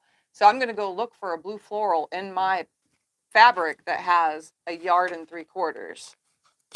And then I can grab it and go, oh, look, I have enough. So I can make it with this, you know. Oh, I need 1 yard for the border. I'm going to go in there and whatever has 1 yard on that matches the border, then I'm going to use it. I put sticky notes on it. Like this had 1 yard and 18 inches on it. I put it by inches because it's easier for my brain. And then I go, oh, that's 3/4 of a yard, or oh, that's half a yard, or oh, that's 9 inches is a 1/4 of a yard. You know what I mean? So, but yeah, I'll pre-put sticky notes, and I buy a lot of sticky notes. I'm always like, Scott, get more sticky notes when we go to the dollar store. And since they're at the dollar store, it makes it easy. Do you put your Stay Flow in a bottle, or how do you use it? In a spray bottle? How do you use it? Stay Flow. When I take this and I pour it into here about 1/4 of the way. These you could buy at the dollar store. I put it about 1/4 of the way like that, and then the rest is all water. And then it takes a while to use. So, but I put about that much in, and then the rest is all water. Because straight on leaves a film on the fabric, and I don't like that film. I did that when I first was using it, and I was like, oh, wait a second. Nope, the bottle says that I need to put half and half. Or 1/4 per half, or whatever it says. I can't read it because it's kind of small writing, but yep, I use a little spray bottle. And it doesn't gunk up my spray bottle either, surprisingly. You'd think it would, but it doesn't. It comes spraying right out like it's supposed to. So yeah, I do what the directions say, of course, in a smaller mode, because they have you putting it in a big thing. So you can put it in a big giant container and just fill that like completely 1/4 of the way of the big spray bottles you can get at Walmart. And then fill it 1/4 of the way in that, and then fill the rest with water, and you'll have starch for a whole starching session. I know people that starch their fabric prior to using it, like literally, and then hang it, soak it with starch and then hang it over a clothesline or an indoor drying rack or something. I know people that do that. I don't, but I don't starch like that. When I do, it's slightly. I'll just put like, I don't know, 5-10 sprays on a fat quarter and then iron it and be done. I'm not a heavy starcher. I don't want paper for fabric. I don't know. I just don't like the feeling of it. But I do want sometimes my fabric to be flat for certain things that I make, so a little bit of starch helps. How long are you going to grow your hair? How long am I going to grow my hair? Past my butt and back up again. Well, past my butt at least. It might become it's getting too heavy even though it's very thin. And my hair doesn't hold curls. It doesn't anything. It's very thin. All these little baby hairs keep breaking because I'm tying it back. I'm almost tempted to just cut it off now. Cut off, to like chin length and cut it off. But that's not a very thick. I mean, you can see right here. Like you can wrap your fingers completely around. I don't have a lot of hair. I have very, very thin hair. And those of you met me in person, my hair is very thin. Like super thin. Huh? You watch Stitch with Rachel? Stitch with Rachel. The YouTube channel, I guess. I don't know. What I do watch is if you go to my page and you go down to whatever, I forgot if it's under whatever, but it goes to subscriptions down at the bottom. You can see the friends I like and the things I subscribe to, and it's public information what I subscribe to, and you can go through that and see what I subscribe to. Maybe I do watch it. Somebody asked me the other day if I watched The Last Homely House and something else that they like watching those channels, really addicting to watch. And I'm like, I don't know. I was like, I have no idea. I watch a lot of cat videos. If there's cat videos, I'll watch those. I don't watch much quilting videos anymore. I used to, and every now and then if one of my friends pops on and I'm playing on my phone at that time, I'll go and watch it, but I don't play on my phone as much as I used to either. Now instead of playing on my phone, I have a tablet, and my tablet has the game that I play on it. I don't watch YouTube YouTube is on my tablet, but I don't watch YouTube on my tablet because it's a little harder to hold the tablet, so I have to prop it up on a pillow to even play my game because it's a little bulky. But I didn't put any apps on it besides YouTube and my game. So that way I stay off my phone because my phone is not working properly. I need a new one. I've been saying that for years, but I don't have the money because phones are way expensive. So I'm just using what I got, and it does not hold very many apps or watch videos for long without dying. After I'm done with the live stream, like right now, I was at like 96 or 97%, and now I'm at 56%, it says right here on there. And it also kicked me off of Wi-Fi and put me on 5G because for some reason my phone just doesn't want to work.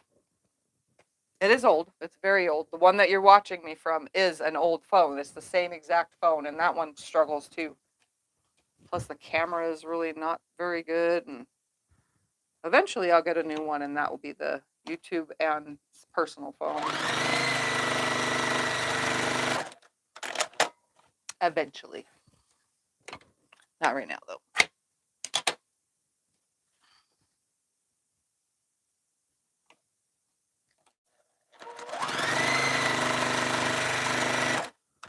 Yeah, I've learned to lessen my screen time, and the less screen time I have, the less migraines I get. It's not as bad, I still take my medicine, but I have less migraine days because I'm not putting myself in front of screens all day. Instead, I sew and cut fabric. Does this turn itself off? Oh, you unplugged it. Yeah. Thank you. It's okay. You watched Eric lately? Have I watched Eric lately? Nope. I saw that he was on last week, I think it was, but I didn't get a chance to watch. I was busy doing something else, and it dinged my phone. I was like, I don't have time. But I saw that he came on. I don't catch it. Like I said, I don't catch a lot of live streams anymore these days. I used to watch all of my friends' every single live stream. Sometimes I'd miss one because another one was on at the same time, so I'd have to go back and watch the other one, and I would. And I'd let it play all day long, but I don't, my phone doesn't have the capacity to do that anymore, and I don't have the brain power. If I need to see my friends, I'll call them on the phone or text them. And cat videos we watch on the TV in our bedroom. Because you can watch shorts and everything from a TV. You can like a video, you can subscribe to a channel, all sorts of stuff from just the TV. You just can't chat in the TV or leave a comment. That you would actually have to go to the video from another device, computer or a phone or a tablet.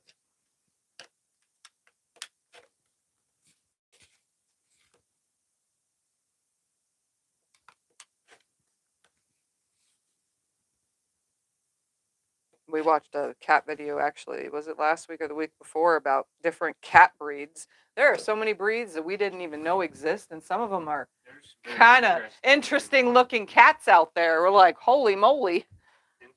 Yeah, like very interesting looking. I mean, some of them have the smush face but a short body stature. Some had a smush face and a larger body stature. The smush face ones are very cute. And then some of them, they have these big, huge ears that face forward instead of sideways. There's cats that have no ears at all. I'm like, wow, I didn't even know half these breeds existed. It was like a little nubbin thingy. I love Maine Coons. I could tell you a Maine Coon when I see one. And I love like serval. I mean, it's kind of hard to have those kind of cats because of their diet, but I would totally have one if I could. It'd probably eat me alive in my sleep, though, you know. Plus, I don't think we can even have them here. I don't know. They're restricted to have certain cats in certain areas. And oh, well, we got Thumper. We have Thumper. Thumper beats them all.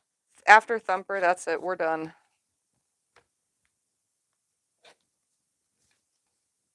No more animals. I even thought, well, maybe we can get a puppy. But then I'm like, I don't like the sound of puppy claws on hard floor. That drives me bonkers. So I'm like, nope, no more animals after Thumper.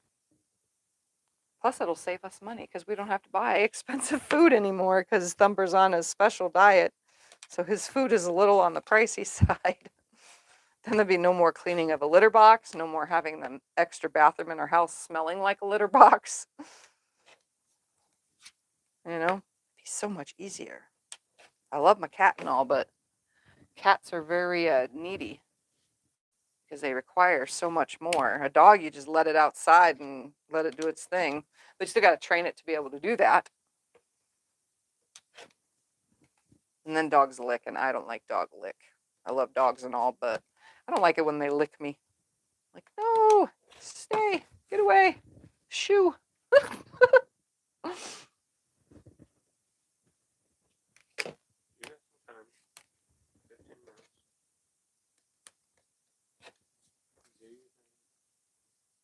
I gotta cut some more strips anyway. How are you going to connect your hexagons? How am I going to connect them? I'm going to turn them into a square. So I went around with 1.5 inches.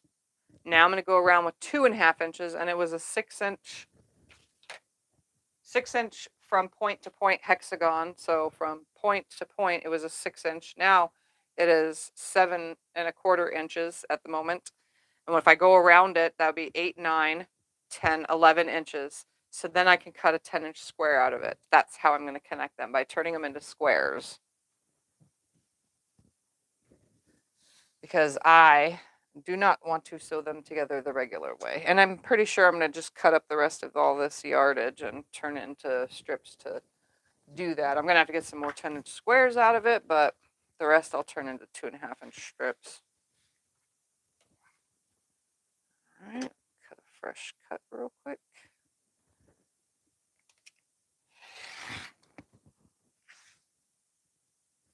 And some more 1.5-inch strips. Probably like 1, 2, 3, 4, 5, 6, 7, 8, maybe 8. Press this real quick. It's gotta cut it exactly on the fold. Gotta get that crease to go bye-bye. Yep, it's on. It's fine. It worked. It's only on when it's heating back up. 3, 4, 5.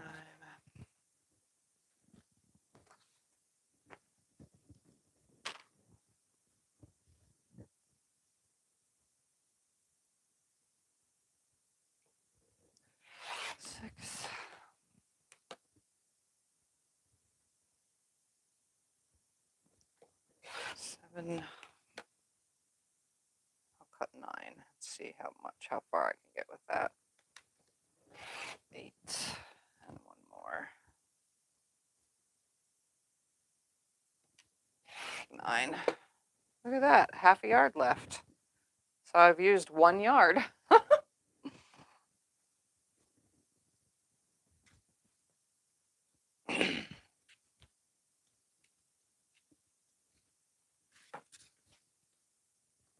All right, here we go. Let's start some more. Got a few more minutes left. I'll probably finish piecing all these off camera, because I can't just leave this here if I'm going to film something, so I gotta finish piecing things. Whole yellow stack. What game do you play? Is it King's Crush? I play King's Crush, yeah. I think that's what it's called. Hold on. I'll tell you right now exactly. Oh, wrong button. Royal Match. I play Royal Match. It's like King's Crush. It's the same thing, but it's not what the commercials show. If you've seen we play trivia together. Royal Match or King's Crush commercials, it's not like that. But it's just another version of it's Candy just Crush. another version of Candy Crush or Bejeweled, if you guys remember that game. I used to love both of those. I think on the Bejeweled computer game, I was like level 8,000 something or 9,000 something. Candy Crush, you were at Candy level Crush. 8 bazillion. Oh yeah, I was on, I don't know, I was probably like 50,000 on Yeah. Candy Crush. I did a lot on Candy. I played Candy Crush for like 15 years and I was way up there. But now I play Royal Match and I like it. It's a good game. And on one device, because I put it on this, I'm on level 8,000 something. But on my other device, I just started it this year on my tablet, and I'm at over level 2. I'm at almost level 3,000 now. I'm over 2, but I'm almost to 3. Just in, since January when I started it. Well, technically I started in December because that's when we got the tablet. Yeah. It was a $20 tablet. My friend got. We got 2 of them, so when one dies, I have another one. Because they were $20. Why not?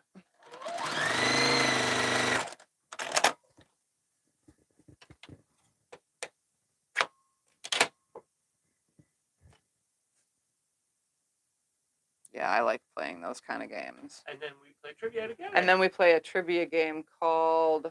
I don't know, but we play it together. Quizland. Quizland together. It's a trivia game. You guys would all love it. It's surprising how much you actually know when you play trivia games. And surprisingly, we know a lot. And then there's other times where we'll get a question like, what is the biggest city in Afghanistan? And we're like, you got to think about that. We don't know. So we'll press the majority vote button and it shows us the answer. We're like, wow, we didn't know this. Well, then you can read about it. Yeah, then you can read about the answer too in the info tab, and it can tell you the story about how it became a city, what its population is, and all these things. And then there's like what is the deepest point of the Grand Canyon? And we're like, oh my God, we live in Arizona, we don't even know this. And so we'll, figure out the answer there, and you can read about it. And it's a pretty fun game, but surprisingly enough, we know a lot of things, like about randomness, like what cereal is in the picture, and it's a cereal that was only out in the 50s. And like, but I remember this, it lasted till about the 80s, and we'll know the answer. And then it's all kinds of questions, everywhere from history questions to world questions, like where is Paris, like it has questions about, what kind of insect is in the picture, and obviously you know it, or what is the only bird that can fly backwards? Obviously it's a hummingbird, like there's all sorts of questions and all sorts of, there's music ones. Some of the music ones we don't really know because I don't know much music before, like the 50s, 60s, I mean, I know some, but not all. I definitely don't know the names of songs. And then there's TV and movies. Scott knows most of the TV and movie ones because he's seen a lot, watched a lot, Yeah. We get a lot of Shakespeare questions on that game. We don't know much about Shakespeare stuff because neither of us read Shakespeare, but I mean, out there you might. But again, it's called Quizland, and we love it. We play it like crazy. It's just in the App Store. I'm pretty sure Apple and regular. Apple usually has the same thing that Android does. I didn't know they were different. But we can also really? battle each other. So if you join that game and you want to battle and we're playing at the exact same time, it'll notify us that you want to battle and we can battle you. We get a lot of the same names here and there, but you know, we're always in like 2000th place because we've never been number one ever. We're always in the like 96th percentile though of knowing common knowledge answers, which is kind of funny. But yeah, we like it. It's a good game. We play it together. Sometimes we even play it with family if we go out to eat and we're sitting there and, you know, nothing to talk about. We'll turn the game on until our food is brought to us and we'll all play the, you know, trivia. It's fun.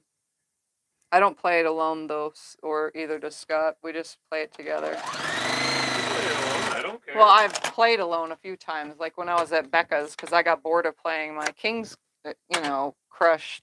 Well, why do you got me saying King's Crush now, even though it's a royal match?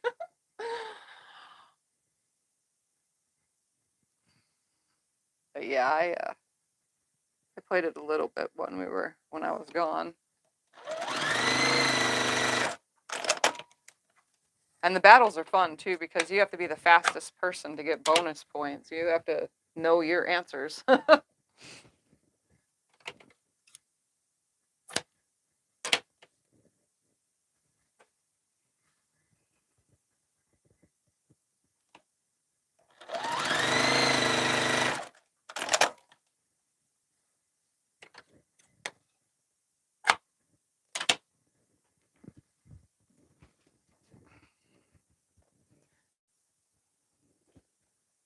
What inspired you to make this today? What inspired me to make this today? I don't know. I needed something to do. I didn't really need any inspiration. Just needed something to do.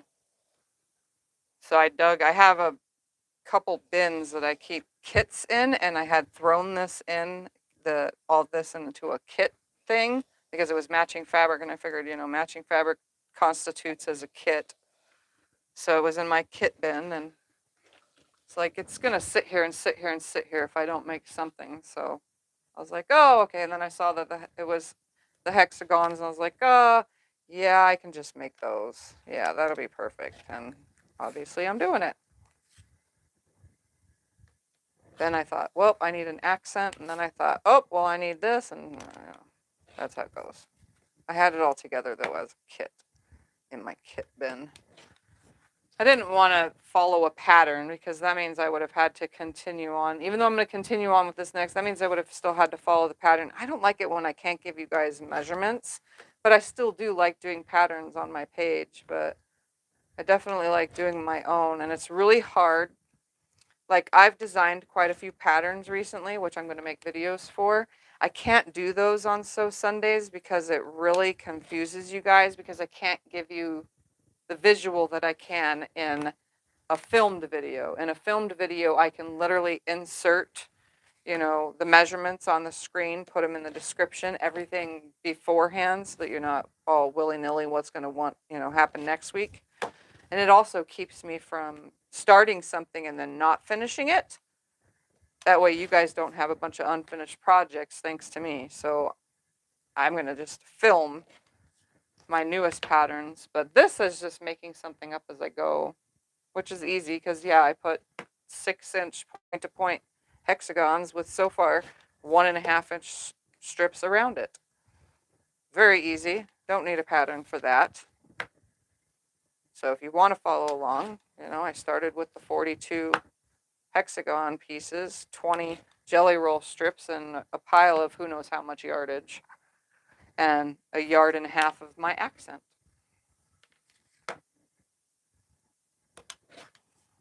I mean, you can grab more, obviously, because I'm going to run out and have to figure out what to do with the rest. So I'm not using quite enough fabric, I don't think, but we'll see.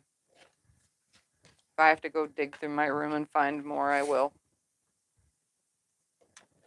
or add a new color in. Of course, I will run out of probably the gray between now and then, but you never know. Got 5 minutes left of today's live. If you guys have anything you want to ask and really need Of all my... your specialty shaped rulers or rotary cutter, which do you use the most? Of all my specially shaped stuff, Rulers for your rotary cutter, which do you use the most? I use this the most. My 5 by 15-inch Missouri Star. Don't have a link for it because I'm not an affiliate with Missouri Star. And then I use this one, the little 2.5 by 8-inch rectangle. Yeah, I use these all the time because they're right here in front of me. So this is my most common used ruler. So much so that it's like kind of all scratched up because I cut fabric nicely a specific way. I usually don't, but it has happened when I'm really tired, I jump ruler. So I got my hands right here and I'm going to cut, and that means my rotary cutter jumped up on top of the ruler, and you can see these lines. I've gone really far over before. You could see all my cut lines from when I've jumped it. I've also nicked it before. So these rulers are kind of trashed because I really use them a lot. They have lots of miles on them. Let's just say that. But yeah, those are my go-tos because they're right here. I can't always, like, I love the Quilter Select. It's great for trimming and all, but I can't always use them because for trimming, that means I have to pick it up constantly. These are easier to pick up than the Quilter Select because they stick to the fabric. So it's quicker to just have something that slides off so that I can adjust and trim and adjust and trim. If I needed to have accuracy and perfection and be able to spin the block, I use my Quilter Selects for that. But my everyday ruler is these. Eventually I have another one of these. I cracked the edge of it, so that's over in the other room. But if I have to buy more, I'll buy more. They sell them at Missouri Star.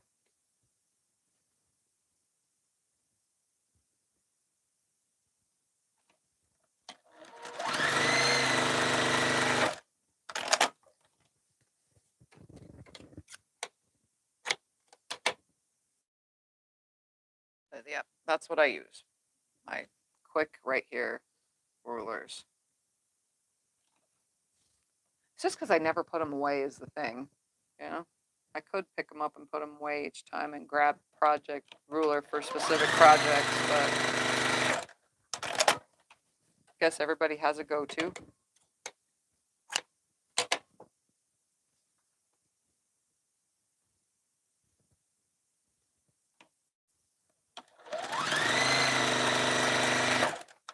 Just like rotary cutters. I have to have the Martelli rotary cutter.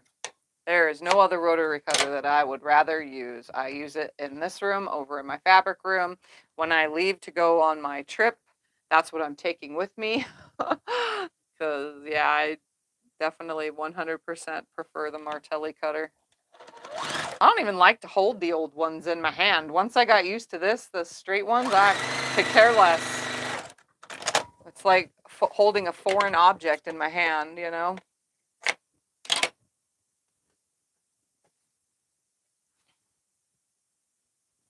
What triangle ruler is your favorite?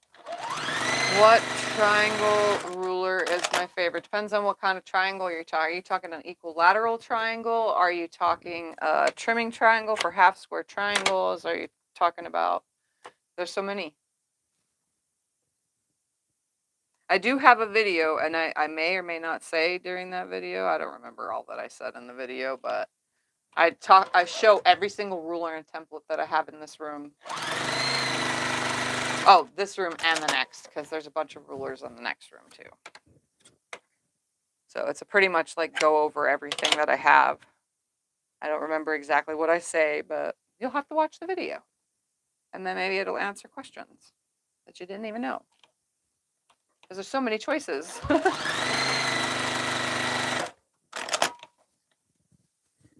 Any other questions? HSTs. Huh?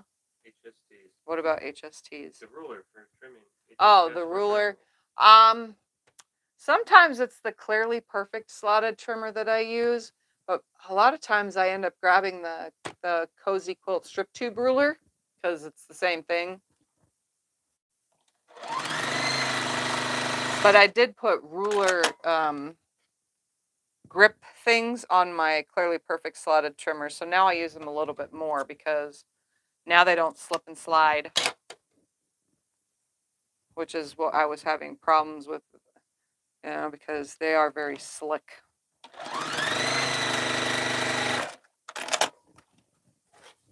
right, let me just get these last two on this one, and then I'm going to just press it and be done for today.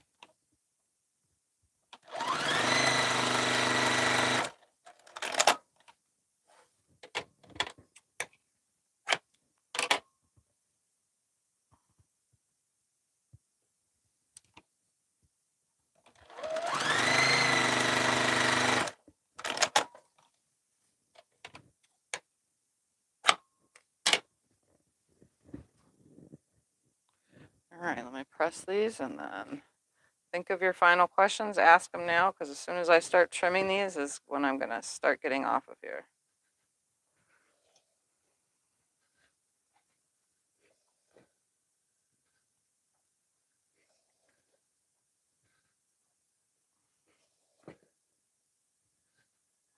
You can unplug that now, because I'm done for now.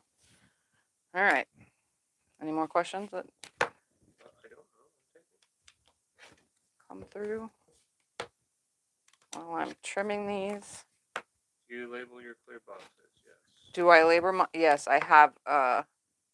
I don't own a label maker, but I borrowed a label maker, and I put little label maker labels all over every single tub, all on my shelves, on the cupboards, on the little inserts that I put on my shelf. I have a label maker craziness going on, trying to organize everything. And then I've been moving things too. I'm like, oh, this drawer ran out of room. Let's move it to a different area. And so I have to take that label off. It's a good thing they're restickable, and put it on a different area because, because I'm using up all the space. How many of these blocks are you making? I am making however many I can get, but I still have some out. So I'm going to sew those together probably, just as a make a block out of it. So I have this many more. So whatever's on the wall, 1, 2, 3, 4, 5, 6, 7, 8, 9, 10, 12, 13, 14, 15, 16, 17, 18, 19, 20, plus 6, plus 7, 8, 9, 10, 11, 12. 32 so far, it looks like, is what I've got going on here. Of 32 of 42. And that's if I have enough fabric to go all the way around them, because I have 20 jelly roll strips, so some are just going to have to be repeated colors, which is okay. No big deal for me. I know that I'm going to put a different color jelly roll strip around each one, though. So, and I'll keep all these blue that I'm going to cut up for around everything too, because I'm going to cut this blue and this yellow up, I think, because those are just scraps. I'll try to cut a 10-inch square or two from every fabric, and then the rest into 2.5-inch strips. That way I have enough, because I don't think I'm going to have enough, but we'll see. Okay, you ready to get off? Yep, I'm ready. So let me finish trimming this, and then we will say goodbye. All right, so next week we will continue on with this. That's what I'm going to do next week, is this. I'll probably sew the rest of the hexagons, though, off camera, and then we'll work on the next round next week, or at least whatever I can get done. How about that? That way I'm not, like, leaving much out, but, All right, guys, thank you for hanging out, and I'll see you in my next video. Bye! Toodles. Later, Gator. I don't know any